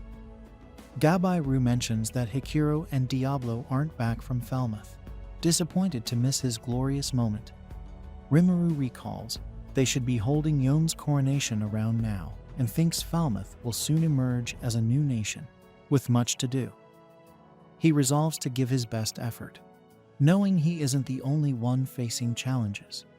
The scene shifts to him having an audience with various races that have arrived at Tempest. Nervous to stand before so many monsters, Abaru begins the ceremony, humbly greeting Rimuru. Rimuru asks him to relax, pointing out they are part of the same federation. But Abaru insists it's not that simple. Rimuru reassures him and mentions that Gabaru is working hard under his leadership in their Department of Development, embarrassing Gabai-Ru. His father is proud, and Gabai-Ru's lackeys are glad to see he has been forgiven by his father. The rest of the ceremony proceeds smoothly. At the end of the day, Dryads Trya and Triss greet Rimuru, informing him they have something important to discuss. The scene cuts to them meeting Rami Riss, where the Dryads wait on her hand and foot, praising her as the perfect master. Rami Riss brags about this to Rimuru. He tells her that all the Treants and Dryads want to serve her. Rami Riss is unsure about taking them all in, but she agrees when Rimuru suggests moving them to her labyrinth. She excitedly plans to create a jungle section for them, but Trainee expresses concern that they should remain under Rimuru's rule as creatures of the Jura Forest. Rimuru assures her it's fine since Rami Rissa's labyrinth is outside his jurisdiction, and they are delighted to have their wish granted. After completing the jungle section of the labyrinth, Rami Riss is met with cheers of delight from the Dryads. Grateful for the magnificent addition, they offer their assistance to Rimuru, who entrusts them with the labyrinth's management. The scene transitions to the second day of the audience ceremony, where two rival races, the Gozes and Misaes, enter, continuing their quarrel even in Rimuru's presence. The Gozes beseech Rimuru to let them join his side, promising to annihilate the Misaes and provide a formidable fighting force. Rimuru notes the Gozes include some powerful A-rank fighters, among the best in the forest of Jura. The Misaes, asserting their superiority, urge Rimuru to choose them and vow to wipe out the Gozes. Observing both races resemble minotaurs, Rimuru considers their potential as floor bosses in his dungeon. He understands each side wants his favor to destroy the other, prompting him to assert his authority. Rimuru releases a powerful aura, sending the grunts of both sides into a panic. However, their leaders are too engrossed in their dispute to notice. Rigor attempts to take control, but they resist being ordered around by a bureaucrat. Suddenly, a barrier surrounding Tempest shatters, releasing a massive wave of energy, causing them to suspect Imagine infiltration. Rimuru senses the intruder's hostile intent. Both the Gozes and Misaes are shocked by the power, fearing an attack by other demon lords. Rimuru swiftly departs with his forces, finding many soldiers already injured. Shin warns the infiltrators about the consequences of their actions in Demon Lord Rimuru's domain. The three intruders dismiss the warning, stating they aren't here to deal with small fry. They explain their original plan was to kill Clayman and take his place as a demon lord, but Rimuru's interference angered them. They declare they won't kill anyone, but won't go easy on anyone who tries to stop them. Rimuru, observing their honesty since their opponents remain alive, decides he can't let them continue unchecked. Shin steps in, asking to handle the situation. The intruders recognize Shin's power, having heard of her from their father. Their leader challenges her, while the other two confront Rimuru. Rimuru deduces they are brothers, sons of a demon lord, with energy levels comparable to a pre-awakened claimant. He wonders who their father might be. Shin boldly declares she'll take on all three at once, noting they don't have time to waste due to Rimuru's audience ceremony. The brothers find her arrogance amusing, asserting they won't hold back just because she's a woman. Rimuru also finds her approach reckless and considers asking Benimru to assist, but he reassures Rimuru that Shin is better at holding back than he is. Rimuru decides to let Shin handle it, but relocates the fight to the Colosseum. At the Colosseum, the brothers warn Shin this is her last chance to back down. She refuses, stating she'll prove that energy levels aren't the only deciding factor in battle. As they attack, Shin counters and defeats each brother with a single blow. Rimuru is astonished by her strength, and Benamru notes she has improved at holding back. Sensing Rimuru's concern, Shin wonders if her display wasn't enough and prepares to beat the brothers more. But Rimuru stops her. He asks the brothers if they've learned their lesson, advising them not to challenge other demon lords, who aren't as lenient as he is. The brothers acknowledge Shin's strength surpasses their father's claims, implying Rimuru's strength must be even greater. They introduce themselves as the sons of Demon Lord Degrul, the youngest, Chankra, the middle, Lyra, and the oldest, Dagra. Rimuru is surprised they reveal their identities so easily, but they explain their father sent them to train under him after causing trouble back home. Rimuru decides to take them in, hoping to gain a favor in return. He assigns them to train under Shin, who is excited to have apprentices and promises to mold them into first-rate warriors. They agree to do their best under her guidance. Rimuru returns to the audience ceremony, where the Gozes and Misaes quietly swear their loyalty to him. Rimuru is bewildered, but Shuna explains they witnessed the earlier fight, changing their hearts. The rest of the ceremony proceeds smoothly. At the end, Rimuru speaks with some elves from the forest of Jura. They express heartfelt gratitude, leaving Rimuru puzzled since they have never met before. They explain the Gozes and Misas had been at war for a century, causing great suffering to the elves and forcing some to work in the Dwarven Kingdom. They had considered relocating, but struggled to find a suitable place in the forest. They came to appeal to Rimuru for help, only to find he had already addressed the problem. Learning their population is around 300, Rimuru offers them a perfect place to live, much to their joy. Their leader promises to inform everyone upon returning. Rimuru wonders if he can ask them to do some work in return, and they agree. The leader expresses hope for the safe return of their kin who haven't come back yet, prompting Rimuru to recall Enjone mentioning elven slaves. He instructs Soy to investigate Viscount Kazak in Bluemund. The scene shifts to the third day of the audience ceremony. Geld and Diablo have returned to Tempest on a break, and Diablo is pleased to see Rimuru in all his glory. Rimuru is eager to hear Diablo's report about Falmouth, but decides to wait, knowing today's audience will be the toughest yet, as he will be meeting the Tengus. The scene then cuts to Rimuru meeting the Tengus, and he is surprised to find them different from what he had imagined. He mentions that the word Tengu means heaven and dog, implying that they are a mixed blood race of angels and wolves. However, Raphael clarifies that they are not mixed blood. They are a race spawned from angels and incarnated into the bodies of wolves. Rimuru then learns that the girl in front of him is the daughter of the elder of the Tengus, and she introduces herself as Mamaji.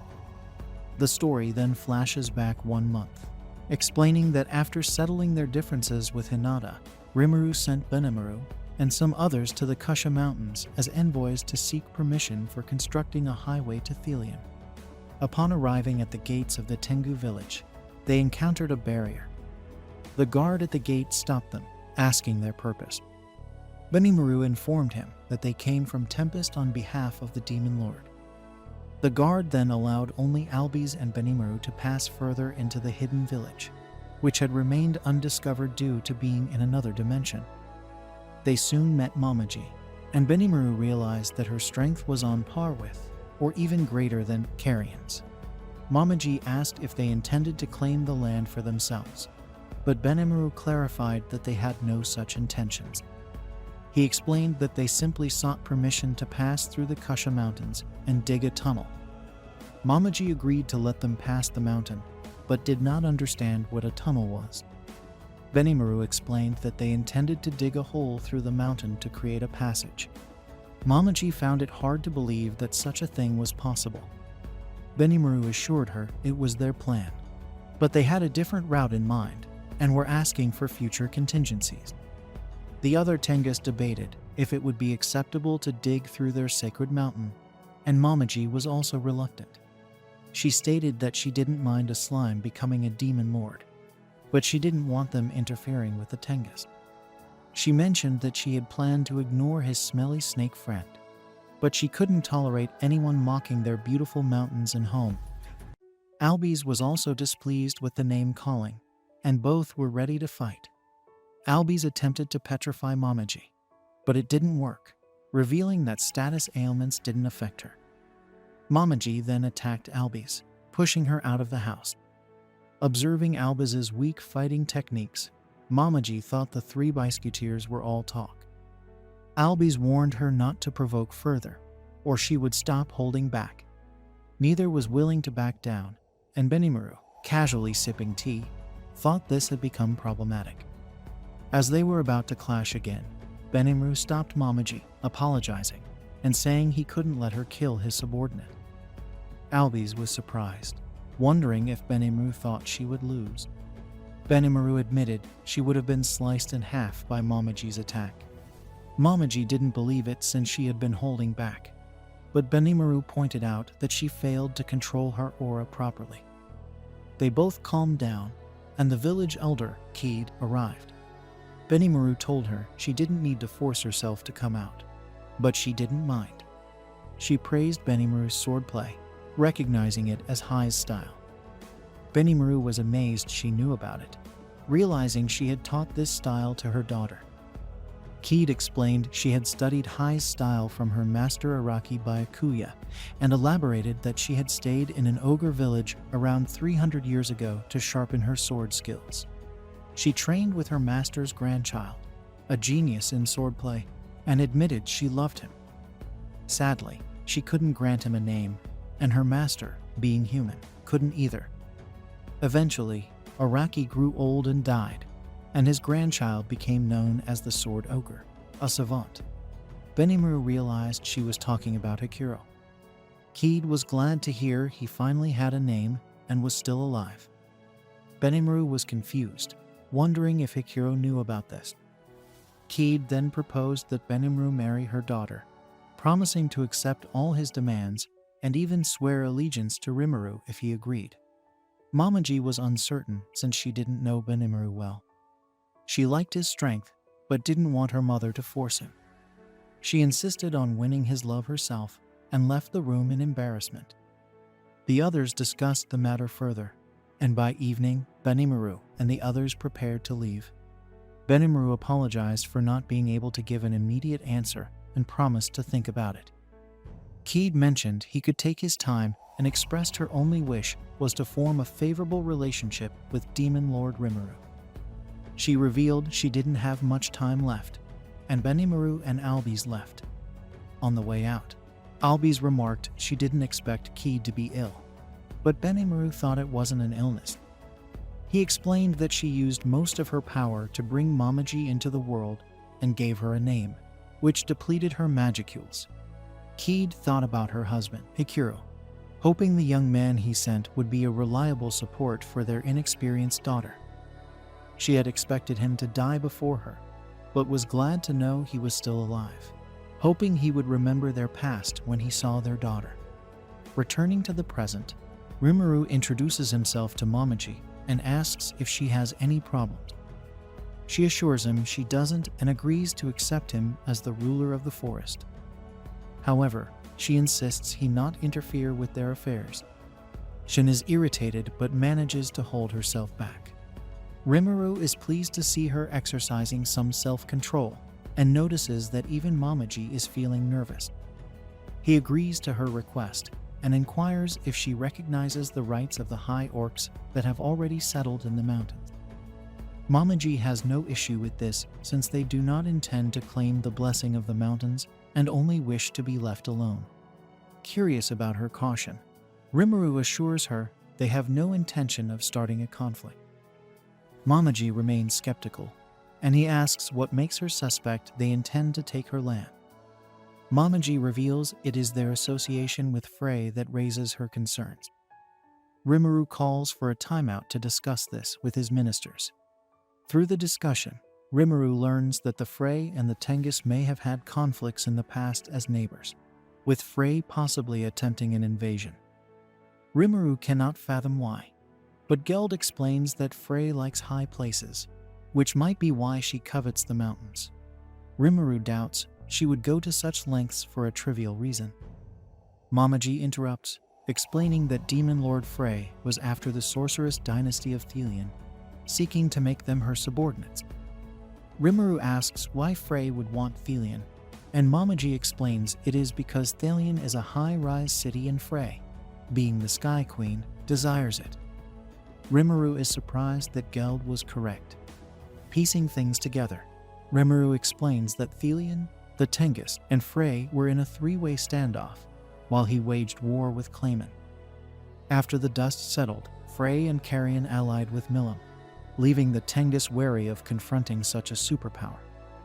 Their government must have been debating how to sustain themselves moving forward. This is when Benimaru and his group appeared.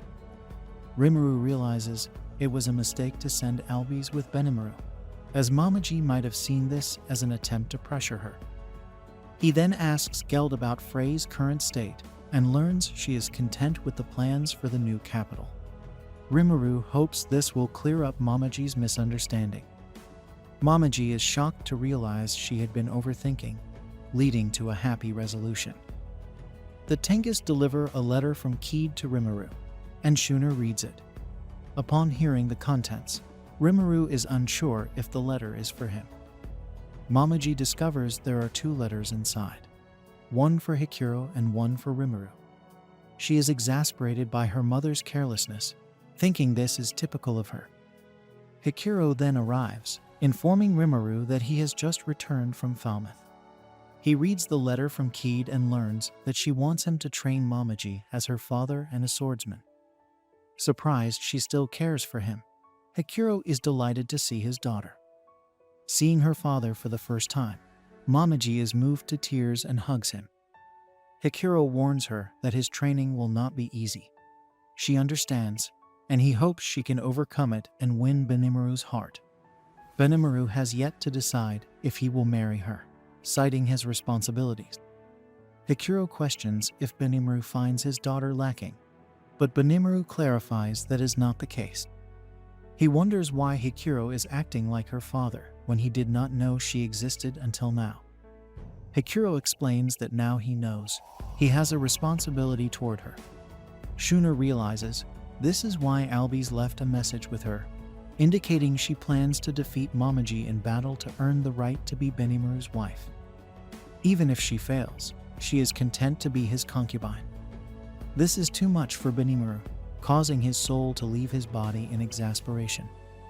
Rimuru, observing this, thinks it must be tough to be popular with women. Gobta tells Rimuru he is not in a position to say that, having similar issues himself. Gabiru reveals that Benimaru is popular with other girls as well, including his sister's subordinates, Tauka and Seika. Gobta realizes Benimaru is destined for a harem, making Rimuru a little jealous. Gabiru and Geld share the sentiment, but Saoi notes this is not good for Benimaru, as he is not adept at dealing with women and is more confused than he lets on. Geld comments that it is natural for many women to admire a manly man like Benimaru, while Gabiru feels down knowing his admirers are all men. Geld advises him to have more encounters with women, but Gabiru mentions the female goblin apothecaries at his workplace are not interested in dating a lizard. Rimuru acknowledges that species barriers are hard to overcome, but Gabiru explains those girls are always inviting the human-looking dragonettes on dates, making Rimuru think the species difference just became irrelevant. Rimuru tells Gabiru he needs to take action and notes that women are easier to attract than one might expect. He mentions his success with a female knight earlier, and the guys, including Rimuru, are eager to learn his techniques. Shuna intervenes, reminding them they need to focus on her brother first. Rimuru asks Benimaru what he wants to do, and Benimaru, still undecided, states he will only need one spouse. Excited, Momoji declares she will accept Albaz's challenge to earn the right to be his wife, which Rimuru approves. Shuna likes this idea, and Rimuru feels uneasy about where this is heading. Shin and Shuna prepare to fight as well. Unsure of what is happening, Rimuru makes a run for it. Thus, a new tradition begins in Tempest, where individuals compete with their might to win the affection of the person they love. The scene then cuts to Rimuru convening a meeting with everyone present, noting that it's been a while since they've all gathered together. He expresses his desire for them to update each other on recent events before the festival and introduces Jalmire to those who haven't met him yet. Rimuru praises Jalmire as a capable individual, suggesting that if the festival is successful, he might appoint him as Tempest's chief financial manager. Jalmire greets everyone warmly, and Rimuru hands over the rest of the meeting to him. Before Jalmire can present the festival schedule, Ramaris inquires about Milam's whereabouts. Rimuru explains that Milam returned home to avoid angering Frey by staying too long. Jalmire then outlines the plans for the festival, starting with a national launch party on the night before the opening ceremony. During the festival, merchants and adventurers will guard their guests, with free food and drinks available for everyone. A banquet will be held in the reception hall for visiting royalty and nobility, with all dishes prepared through a collaboration between Shuna and Yoshida on the first day of the festival. Rimuru is scheduled to give a speech to kick things off. A task he's reluctant about, but ultimately agrees to as everyone insists. Following the speech, Jalmire explains that the theater will perform its first play, intended to showcase Rimuru as a cultured and art-loving demon lord to other nations. Rimuru wonders what the play will be about, but everyone assures him it's a surprise.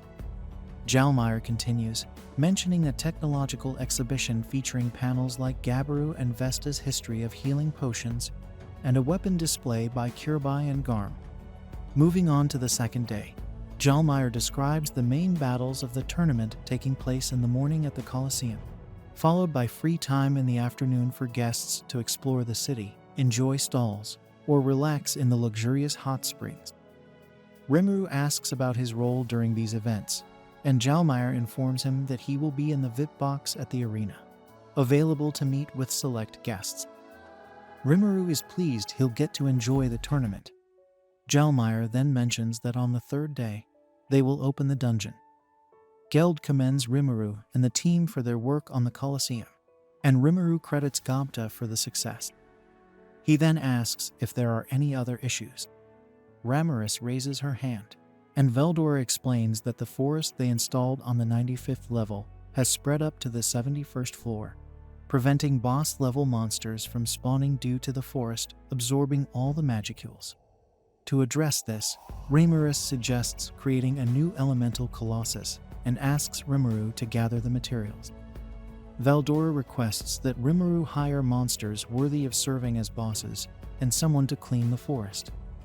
Rimuru is confident they can handle this, and Runga suggests the fox spirit, claiming it's adept at clearing forests. Rimuru finds the fox spirit adorable and agrees to let her handle the task. He names her Kamara, which drains a significant amount of his magicules. Raphael explains that Kamara originally had vast energy reserves, causing the high consumption of Rimuru's magicules. Kamara grows 3 additional tails, and is delighted with her new name. Shuna and Trainee propose their candidates for floor bosses, and Rimuru agrees with their choices. Jalmire concludes his report on the festival, and Rimuru asks Soy about his investigation on Viscount Kazak. Soy reports that Kazak was recently arrested and identified as a leader of Orthus, a group of violent and vicious slave merchants with military power equivalent to a small nation, and a great number of battle slaves, magical beasts, and magi. Soy adds that Orthus was recently dealt with by the Lightspeed hero Masayuki.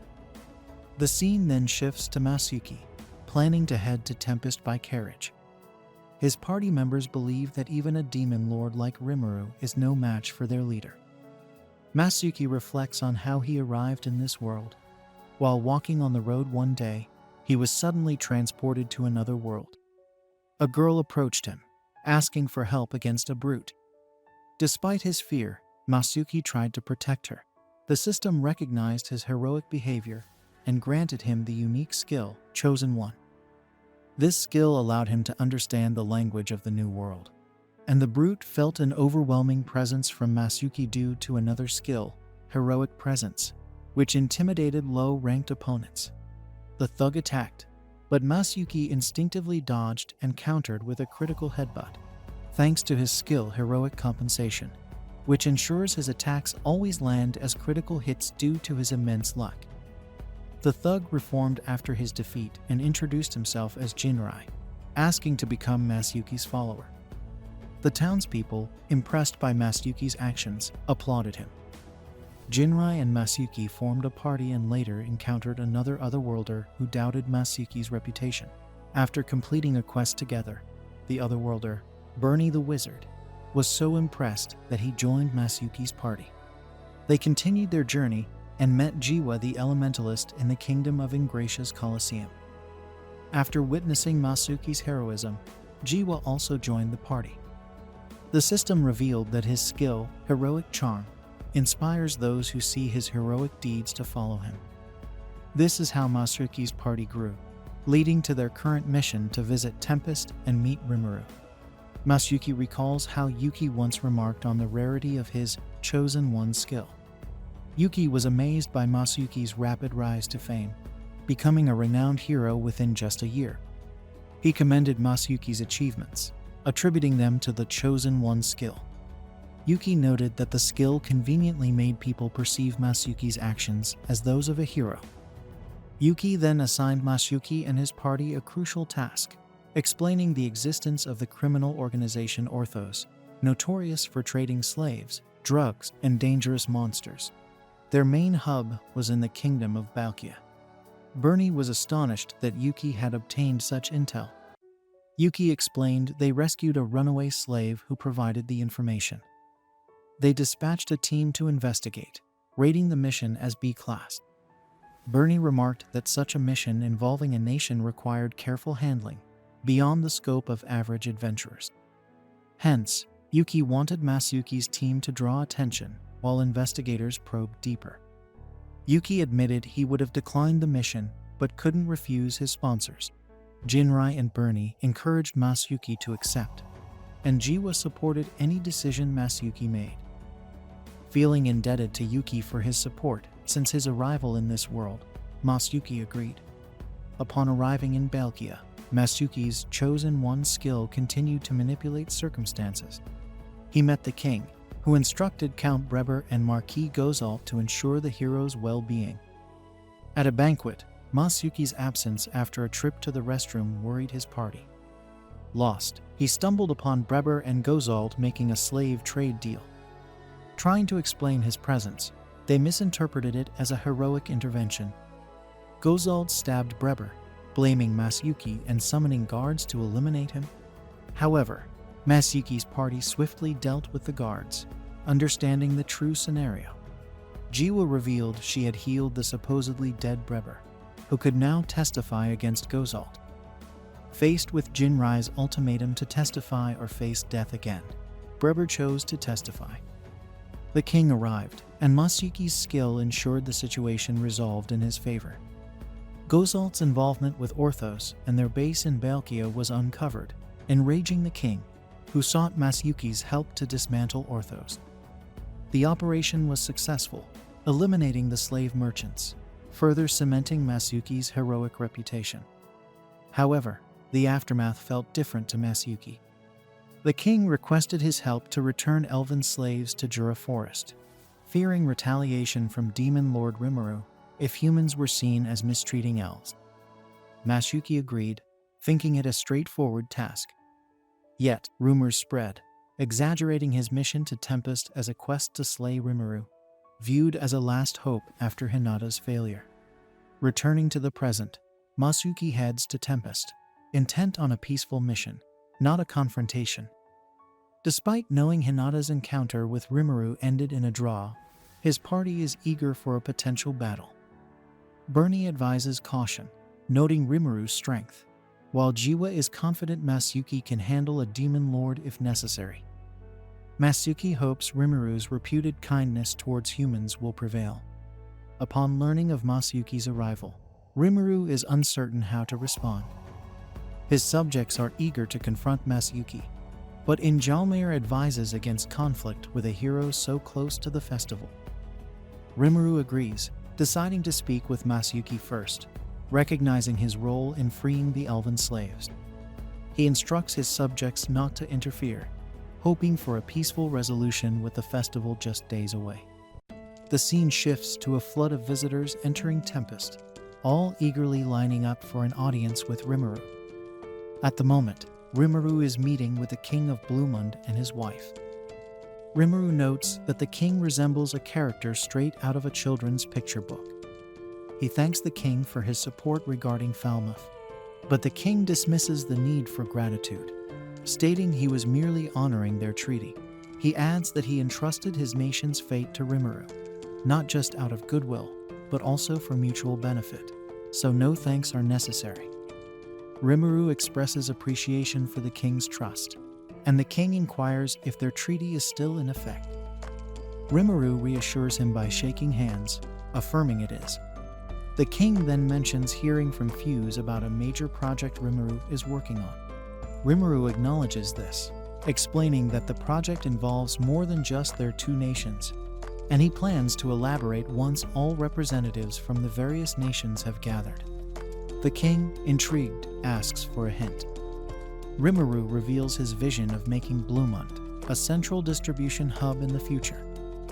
Hearing the details, the king becomes serious, realizing the magnitude of the plan. His wife concurs, insisting they must ensure its success at all costs. The king expresses his gratitude for Rimuru's proposal before taking his leave. Next, Rimuru meets Gazelle, who complains about being exhausted from traveling by carriage, something he hasn't done in a while. He grumbles that Rimuru has caused him so much trouble that he couldn't even use his Pegasus for this official state visit. Rimuru, having heard that the highway from Bluemund was congested, sympathizes and resolves to develop trains soon to make travel more comfortable. Gazelle then brings up Rimuru's recent encounter with Hinata, noting that rumors suggest it ended in a draw, but he suspects Rimuru actually won. Rimuru is surprised at Gazelle's keen observation and wonders what he's implying. Gazelle explains that the Holy Church has approached them, formally requesting to open a channel for future negotiations, a significant shift, given that the Church previously viewed them as little more than monsters. Gazelle is certain this change is due to Rimuru. Rimuru recalls including Dworgen in his 100-year friendship treaty, which angers Gazelle since he wasn't informed. After chewing Rimuru out, Gazelle listens as Rimuru explains everything. Gazelle learns that the 7 Days clergy were responsible for the human supremacist rule, and Rimuru mentions that the Crusaders are considering purging those influenced by their ideology.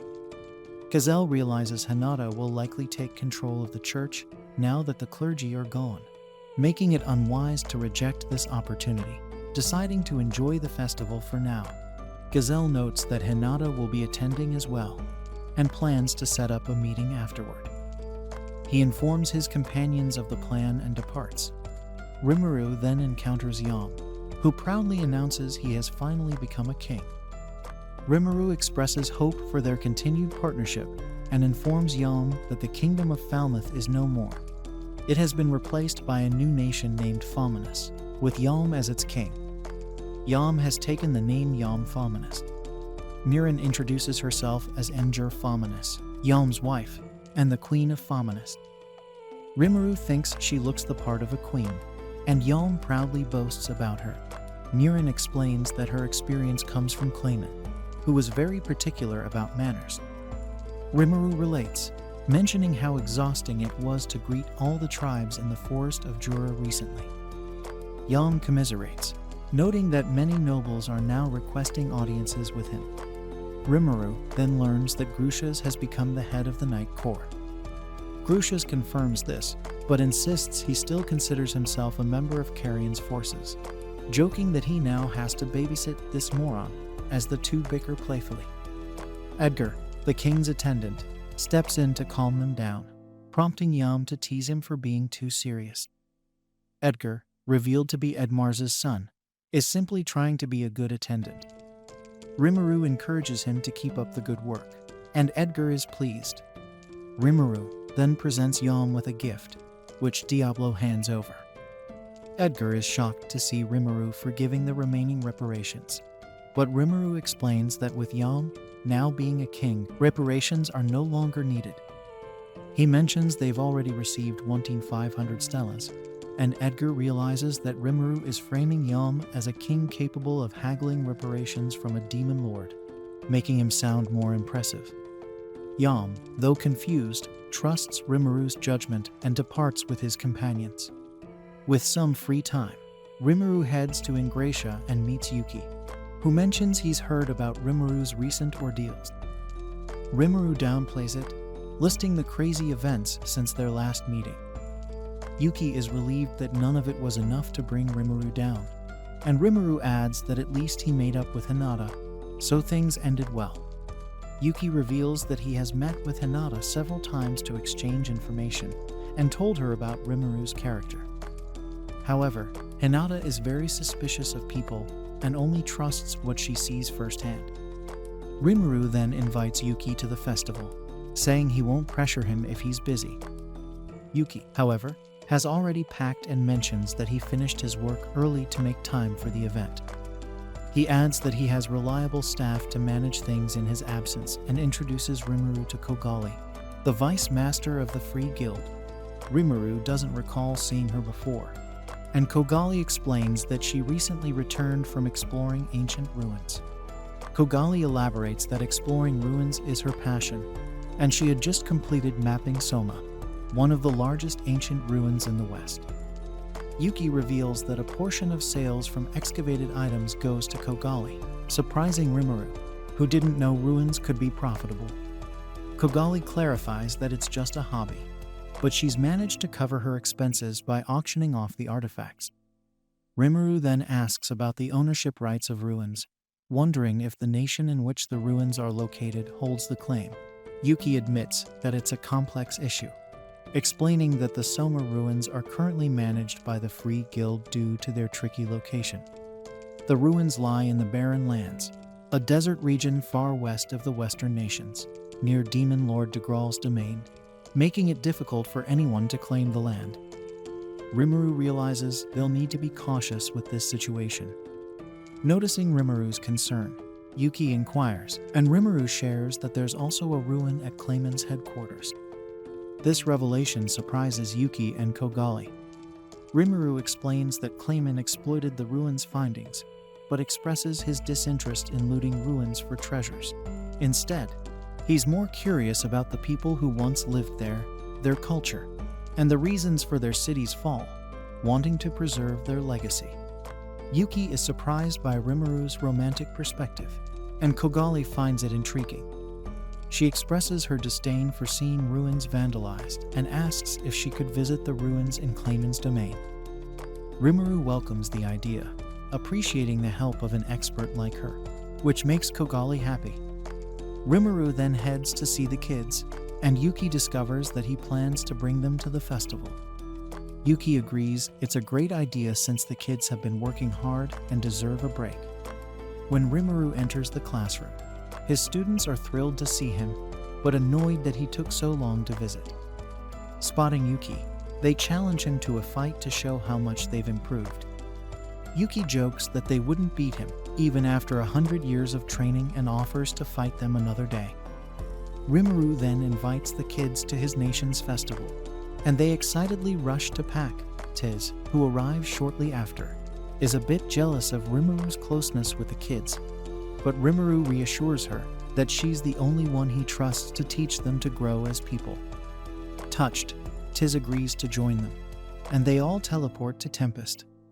Rimuru takes them to the inn, explaining that he still has work to do and will meet them at night.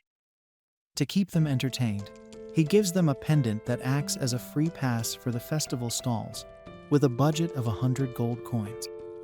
The kids eagerly accept the challenge, and Rimuru notes that the game is a clever way of giving them an allowance. The scene shifts to the evening before the Founder Festival, where a grand banquet is being held. Rimuru welcomes everyone warmly, expressing his hope that they will enjoy the dishes his nation has prepared. He begins the banquet with a toast and then samples some of the food. Rimuru is pleased, thinking the dishes are exactly what he expected from Shuna and Yoshida. He notices his guests are also enjoying themselves. Suddenly, Hakuro and Gel bring a large fish into the room, catching everyone by surprise. Gel tosses the fish into the air, and in an instant, Hakuro slices it into pieces, revealing that they have set up a sushi stall. Rimuru thinks the sushi looks delicious, but notices that no one is eating it. Gazelle explains that in this world, people don't have the custom of eating raw fish. Yelm also hesitates, thinking that uncooked food is of lower quality. To encourage them, Rimuru tries the sushi himself, and the nobles are shocked to see him enjoying the raw fish with a smile. Hakuro, surprised by the lack of interest, jokes that he was not expecting such fine fish to last long at the party. However, no one seems interested, and he mentions that he's glad since he'll get to eat it himself after the party. Shine enjoys the sushi, and Hinata requests some without wasabi. Rimuru wonders if she's being childish, but Hinata simply states that she doesn't like the taste of wasabi. She suggests it would be nice if Rimuru had more variety, to which he jokingly replies that she's asking a lot. He adds that a true connoisseur appreciates the taste of wasabi. Hinata, indifferent to his opinion, eats her sushi without wasabi and loves it. Yuki joins them, stating that he'll have his sushi with wasabi, as he's not a kid. He enjoys it as well, expressing his happiness at being able to eat sushi even in another world. Hinata comments that the fish tastes different from freshwater fish. She recalls asking the Free Guild for a similar fish, but they turned her down, and since it couldn't be teleported with magic, she had to give up. Yuki explains that the northern seas are too dangerous due to giant sea creatures, and the southern seas are too far away to transport the fish. Hearing this, Rimuru realizes that transportation issues are a significant problem in this world, but he also sees an opportunity. He thinks that if their guests learn about the unique delicacies of Tempest, they will surely visit often. As Gazelle and the others cautiously try the sushi, Hakuro serves them some, and they are pleasantly surprised by how delicious it is. They had never imagined that a monster fish could taste so good, believing that grilling was the only way to prepare fish. Seeing them enjoy the sushi so much, the other guests at the party begin to salivate and decide to try it themselves. Suddenly, a goblin guard rushes into the hall, announcing an emergency. He informs everyone that a huge flying object has entered the town, and guards from other nations also arrive, explaining that the guardian dragon of Thelion has appeared. They reveal that Emperor Elmsha Elru herself has entered the country, causing everyone to panic, but Rimuru is unsure why it's such a big deal. Gazelle explains that this kind of reaction is expected when Emperor Elmsha leaves her borders. He elaborates that the Sorceress Dynasty of Thelion is a powerful nation, rivaling Dworgen in military strength. It is an independent nation not involved with the Council of the West and consists of a federation of 13 distinct kingdoms. Emperor Elmsha is revered as a descendant of divinity and possesses immense power, allowing her to declare herself the Heavenly Emperor. Hinata informs Rimuru that while Dworgen has existed for 1,000 years, Thelion is said to have existed for over 2 millennia. Gazelle adds that even he can't hold his head high against her, noting that humans with short lifespans rarely get the chance to meet her. Rimuru realizes that he only meant to invite Archduke Errold, but seems to have ended up inviting someone far more significant. Elmesha then enters the party hall with her guards, and Gazelle warns Rimuru not to let his guard down around her. Rimuru greets Elmesha, and she mentions that she is glad to be there. Her heroic aura skill attempts to interfere with Rimuru's mind, but Raphael blocks it. Elmsha explains that it's just the effect of her heroic aura leaking out. Rimuru notices that her aura is on a completely different level compared to Gazelle's and decides it's best not to get on her bad side. He invites her to enjoy the meal, and she agrees, mentioning that she is looking forward to the festival tomorrow. She then whispers in Rimuru's ear, asking if he could make time for her during the festival to discuss something in a more relaxed setting. Rimuru agrees. Afterward, Rimuru sits down with Gazelle, Yum, and the others. Gazelle tells him that he was close to being overwhelmed just now and advises Rimuru to stay sharp, or the old hag might swallow him whole. Elmesha, hearing this, gives Gazelle a stern look, causing him to sweat nervously. Rimuru realizes that he will have to be cautious of her sharp hearing as well. Gelmire then arrives, and Rimuru asks him how the preparations are going. Gelmire reports that everything is going well, and that the merchants had a good first impression of the town. He is confident that they can build strong ties with them, which pleases Rimuru. However, Gelmire also mentions that something has been troubling him. He explains that he isn't familiar with most of the traders working there and decided to look into it but found nothing. He speculates that the stress of handling such a big task might be making him paranoid. He then leaves to continue the preparations, despite Rimuru's attempt to get him to take a break. The demon lords then arrive at the party, and Rimuru goes to greet them. Meanwhile, Mirabelle is seen at the party, enjoying some sushi. Rimuru meets up with Malim, Carrion, and Frey, and Malim hopes that Rimuru has prepared a dish that can impress Mitre. Rimuru assures her that he has, and quietly asks Malim if Frey got angry at her for disappearing. Malim tells Rimuru that everything was fine, explaining that she convinced Frey she was out protecting her territory, building up her awareness as a ruler. But Rimuru knows she's just lying, and he notices that Frey has already figured out the truth. Frey thanks Rimuru for inviting them and apologizes for their late arrival. She menacingly explains that their delay was due to Malim's long absence, which left them with little time to fit her into formal attire. Rimuru hopes they'll enjoy themselves in the food, and he asks Frey if there's any ingredient she can't eat, using chicken as an example. Frey and the other harpies react angrily, and Rimuru quickly realizes that his comment sounded like he was comparing her to a bird. Frey points this out, and Rimuru hurriedly clarifies that he meant no offense. Carrion laughs and Malim jokes that even she wouldn't dare compare Frey to a bird. Rimuru sincerely apologizes, and Frey, knowing he didn't intend to insult her, admits she was just teasing him. She then acknowledges that Rimuru's presence will help Malim mature. Frey becomes genuinely angry with Carrion for laughing at her earlier, and as she vents her anger on him, Rimuru advises Malim that she should apologize, just as he did when she does something wrong. Malim agrees, promising to try not to make Frey angry in the future. As Shuna and some goblins serve the main course, Rimuru sits with the demon lords. Malim tells Shuna she's counting on her to serve something that will impress Mitre. Shuna acknowledges this and invites everyone to enjoy the meal. Mitre, however, isn't pleased with Rimuru's influence on Malim, claiming their kind has always enjoyed food in its natural form, which they consider proper. He criticizes the use of mysterious liquids on the meat, declaring it deplorable and asking them not to involve Malim in their customs. Rimuru recalls that Malim asked him to make Mitre appreciate cooked food, but he realizes it won't be as easy as he thought. Malim apologizes, admitting she didn't know Mitre could be so stubborn. She suggests moving him to another room to avoid a scene, and Hermes apologizes on Mitre's behalf. Rimuru reflects that he underestimated the situation, realizing they can't force Mitre to eat the food. Jiyune then steps in, clearly irritated, and tells Mitre to be quiet as she presents the ingredients of a soup they've prepared. She explains that this soup represents the ideal that Rimuru is striving for, although Rimuru himself is confused by her explanation. Jiyune elaborates that Malim now commands many different species, each with tremendous individual power, but together they can achieve even greater strength. She urges Mitre to try the soup, hoping he will understand. Mitre reluctantly agrees and takes a sip of the soup, surprised by its delicious flavor. Jiyune explains that this dish is called harmony, where each ingredient tones itself down to enhance the overall taste, embodying hope.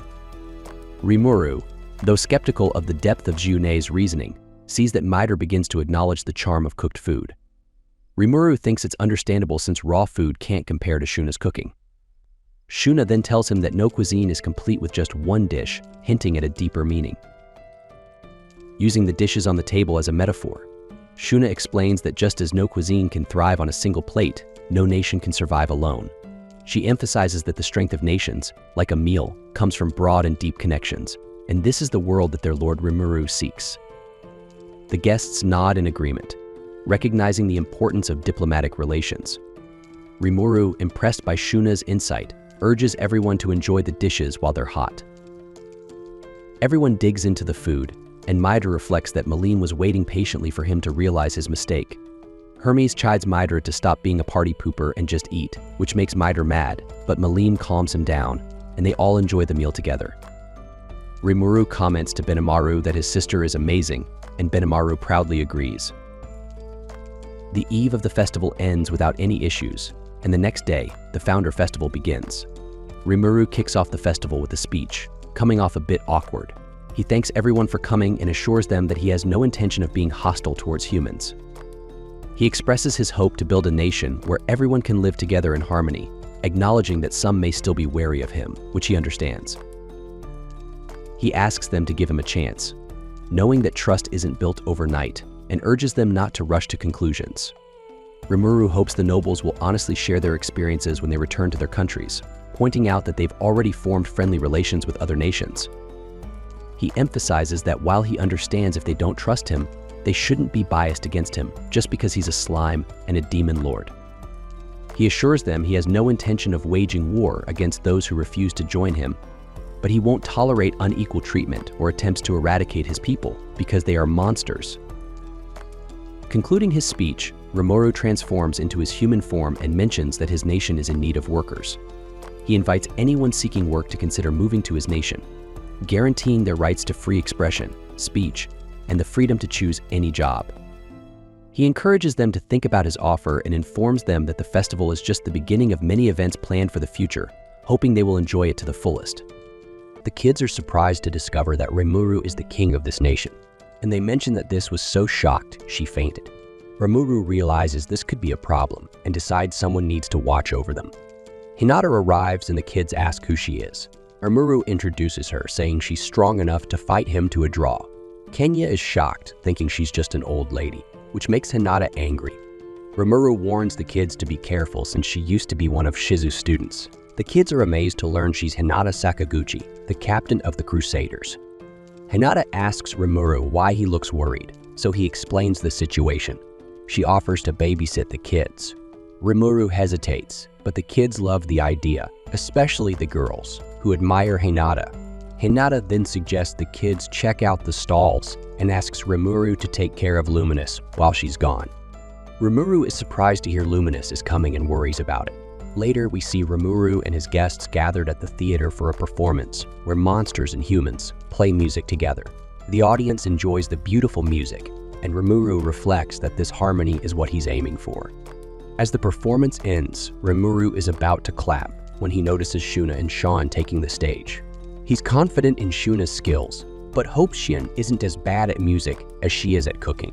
As they start playing, the crowd is mesmerized by their melody.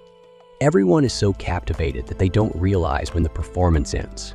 Luminous is the first to snap out of the trance and clap, followed by the others. After such a stunning performance, the audience feels that their origins as humans or monsters don't matter. Shuna and Sean are happy to see that Rimuru enjoyed their music. Rimuru believes that music and art can connect people across borders and are universal joys. Meanwhile, Hinata and the kids enjoy the food stalls, thinking the food is quite good. Later, Rimuru and others attend a science presentation where Vesta showcases a healing potion with 99% purity. Vesta explains that the potion is as effective as a full potion, but Rimuru notices most of the audience is dozing off. However, Vesta and Gabiru remain enthusiastic, and Vesta decides to change his approach by conducting an experiment. Gabiru asks the audience if the potion can fix a broken sword, and they doubt it, believing healing potions only work on living things. Rimuru is intrigued, wondering if the potion affects objects with a will or consciousness.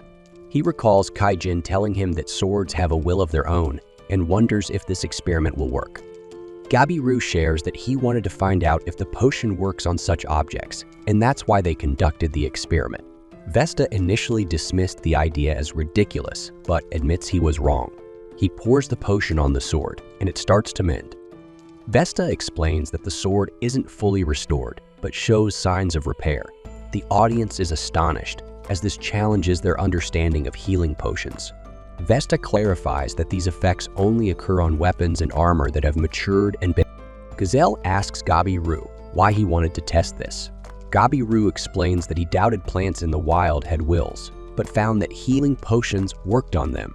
This reminded him of dryads, who start weak but evolve into powerful monsters. Vesta then discusses the nature of magicules and shows samples of a hippocote herb and regular grass. He reveals that when the magicules are removed, the structure of the herb and the grass is identical. This means hippocote herbs are just grass mutated by dense magicules, a discovery that shocks the audience. Rimuru realizes that this mutation explains why Voldora's cave was full of hippocote herbs and suspects the same is true for magic ores. Vesta admits they still don't fully understand magicules, but are committed to continuing their research. The presentation also includes a model of a train, signaling that trains will soon arrive in Tempest. Rimuru is pleased, confident that many researchers will want to come to Tempest after this. Later in the evening, Rimuru and Bedamaru meet up with Hinata and the kids. Rimuru notices the kids are full from eating too much and thinks Hinata had the most fun since she has some soy sauce around her mouth. Embarrassed, Hinata wipes it off and tells Rimuru that Luminous has been looking for him. The scene shifts to Rimuru meeting Luminous, who mentions they already have a non-aggression treaty, but that's not enough. Luminous explains that without a deal, they won't have any real exchanges. Rimuru suggests trading goods, noting that Lobelias has high-quality wheat, but it's hard to import due to the distance. Luminous clarifies she's talking about cultural exchange, praising the earlier performance by the monsters. She mentions that some vampires are artists, well-versed in old music, but they're in a rut. She thinks interacting with others might inspire them. Rimuru likes the idea, and Luminous adds that the science presentation was also impressive. She hopes to send some of her researchers to Tempest and asks if Rimuru is okay with it. He agrees, and she offers him a special skill in return. Luminous explains that she'll teach him the secret skills of faith and favor, which allow his followers to harness some of his power. Rimuru thinks it sounds cool and accepts. Luminous grants him the skill, and Rimuru tries it out, thinking it might let his subordinates access holy magic. Luminous then mentions some disagreeable people among the dignitaries Rimuru invited, asking if he noticed them. Rimuru says he did and points out 2 of them. Luminous is pleased that he's attentive and warns him not to do anything that might harm Octogram's reputation. Rimuru understands. Later during dinner, Yuki tells Hinata she should have seen the musical performance, but Hinata has no regrets, feeling she achieved her goals for the day. Hinata enjoyed the food at the stands and mentions her interest in the research on magicules since healing potions don't work well on her. She explains that her body breaks down the magicules, making some healing magic ineffective too. Yuki mentions that magicules affect him as well, and Hinata speculates that jumping between worlds must have changed them, which is why they don't age. Yuki shifts the conversation, complimenting Rimuru on guiding his researchers well. Rimuru clarifies that they chose the theme themselves, and he only learned about it that day. Yuki and Hinata are surprised, finding it hard to believe he led his subordinates present to VFs without knowing what they would say. Rimuru admits he regretted it a bit, but wants his subordinates to be independent. Later, Rimuru has a meeting with Tempest Council and learns they're out of money. Injalmer explains that traders are demanding cash payments. Rimuru is puzzled, thinking they have plenty of assets from Clayman and 1,500 stellas from Falmouth. He believes these resources could fund over 100 festivals like this one. Angelmare clarifies that they can't convert Clayman's assets into money, and the stellar gold coins are too valuable to use for payments. Benamar realizes they lack usable gold coins, and Angelmare adds that all their gold coins are gone. Angelmare points out that while they have economic power, they lack the credit to back it up. Rimuru realizes they can't issue US either. Angelmare mentions that the big traders he knows wouldn't mind, but the unfamiliar traders he mentioned earlier are the issue. Diablo suspects someone is behind this, and Angelmare agrees. Rimuru wonders if they're trying to ruin their reputation. Angelmare explains that according to the Council of the West's rules, payment must be made with gold coins minted by the Dwarven Kingdom, making the traders' demands valid under Western law. Benamaru realizes they can't force their own rules, and Diablo agrees, warning that the traders might be conspiring, which could lead to an international issue. Guru wonders if the council is involved, and Angelmare suggests they're after more than just Tempest's reputation. Shin is surprised they can't impose their own rules, but Rimuru explains that doing so would alienate the Western nations, which they want to avoid since they're trying to maintain good relations with humans. Shan recalls that Rimuru's goal is to create a co-prosperity sphere including most of the Western nations. She suggests that ignoring Tempest would be a bigger loss for the other nations, which impresses Diablo, who thinks Cheyenne is worthy of being the chief secretary. Shan proposes building trust with these nations since they can't ignore them, surprising Rimu with her insight. Benimaru suggests the council might be worried that Rimuru's co-prosperity sphere could threaten them, and Diablo agrees, saying they should crush these foolish people. Shan agrees, but Rimuru stops them. Benimaru insists they can't let this go unaddressed, and asks Angelmare when the payment is due. Angelmare says the traders are willing to wait until the day after the festival closes. Rimuru wonders if they could pay them in gold bars, even if it incurs a loss. Angelmare believes the merchants would accept this, but advises against it.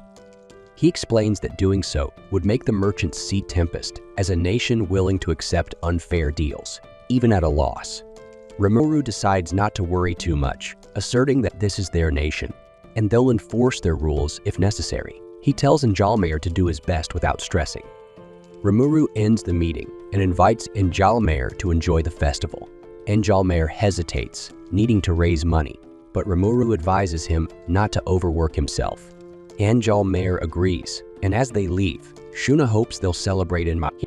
The next day, the battle tournament is about to begin, and everyone is excited. The next day, the battle tournament is set to begin, and everyone is buzzing with excitement.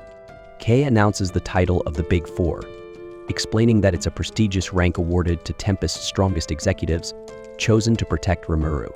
She reveals that the winner of this tournament will join the Big Four alongside Shion, Benimaru, and Diablo. However, There are also participants aiming to defeat Rimuru himself. If they manage to win, they'll get the chance to face him in combat. With that, she officially starts the tournament.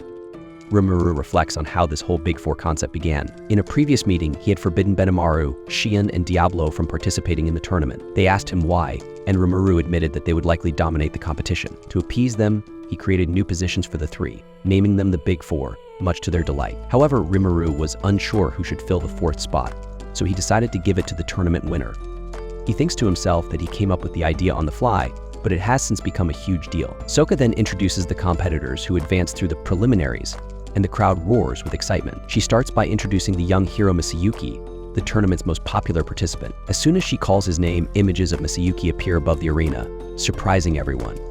Gazelle realizes that Rimuru is using light magic to project the images, and Masayuki enters the arena. Soka explains that no one has seen Masayuki's graceful sword skills, as his opponents are defeated the moment he draws his blade. Rimuru wonders how Masayuki advanced to the tournament's main stage if no one has seen him fight, and Soi confirms that this is indeed the case. Next, Jinrai enters the arena, introduced as Masayuki's right-hand man. Soi explains that Jinrai eliminated all the qualifiers during the Battle Royale and handed victory to Masayuki, making Masayuki's true strength a mystery. The third competitor, Guy, the flowing swordsman, steps into the arena next. After that, Bovix, leader of the Boyoids, enters, followed by Equix, the head of the Equinoids. Rimuru recalls naming these two as potential dungeon bosses, and Soi informs him that they entered the tournament hoping to secure a spot in the Big Four. Ka adds that one of them will likely become the master of the dungeon, which is set to open the next day. She invites the audience to test their mettle in the dungeon, and Rimuru is pleased that she took the opportunity to advertise it. The next competitor is a masked man known as Lion Mask, possessing incredible strength. Upon seeing him, Rimuru recognizes him as Carrion, and is surprised by his participation. Ka then reads a message from an anonymous individual to Lion Mask, encouraging him to do his best on behalf of the sender and to keep his identity hidden. Rimuru quickly realizes the message is from Maline, who is using Carrion as her representative. Soka mentions there are two special competitors she hasn't introduced yet, who are close to becoming part of the Big Four. First is Gopta, the young warrior captain, introduced as a genius and elite fighter. Gopta, unsure how he ended up in the tournament, wonders who signed him up. Rimuru suspects Soka is just hyping up the crowd, as her description doesn't match Gopta at all. Raphael tries to say something to Rimuru, but then decides to stop. The final competitor to enter is Geld, the savior of the High Orcs. With all 8 competitors present, Soka invites Rimuru to give the opening speech. Rimuru makes a grand entrance befitting a demon lord and addresses the competitors, promising them the glory of his nation if they win the matches today and the finals tomorrow. He tells them that their desires will be fulfilled if they succeed and encourages them to give it their all.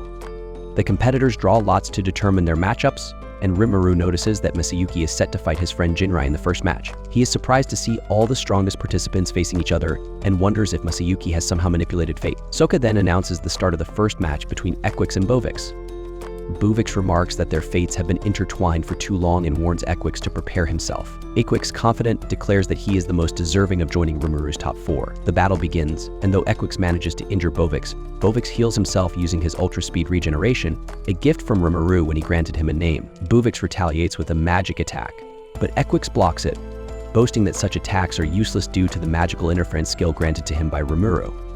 The crowd is thrilled by the intense battle. Bovix then cuts off one of Equix's arms, but it turns out to be a deliberate opening created by Equix, who counters with a rapid flurry of spear strikes. Bovix catches the spear with his abs and finishes Equix off with a powerful lightning horn attack, bringing the battle to a dramatic close. Diablo announces the end of the match, declaring Bovix the victor as both competitors' wounds heal. So Ka remarks that this level of combat is expected from ranking monsters, while Equix vows not to lose the next time. The second round begins with Jinrai forfeiting, making Masayuki the winner by default. Rimuru is disappointed once again, as he still hasn't seen Masayuki's true strength. The next match pits Gopta against Guy. Before the fight, Guy tells Rimuru that he's far stronger than the earlier hero, and if he wins the tournament, he'll challenge Rimuru himself. Diablo, displeased by Guy's tone, attempts to incinerate him, but Soka intervenes, reminding Diablo that he's the referee.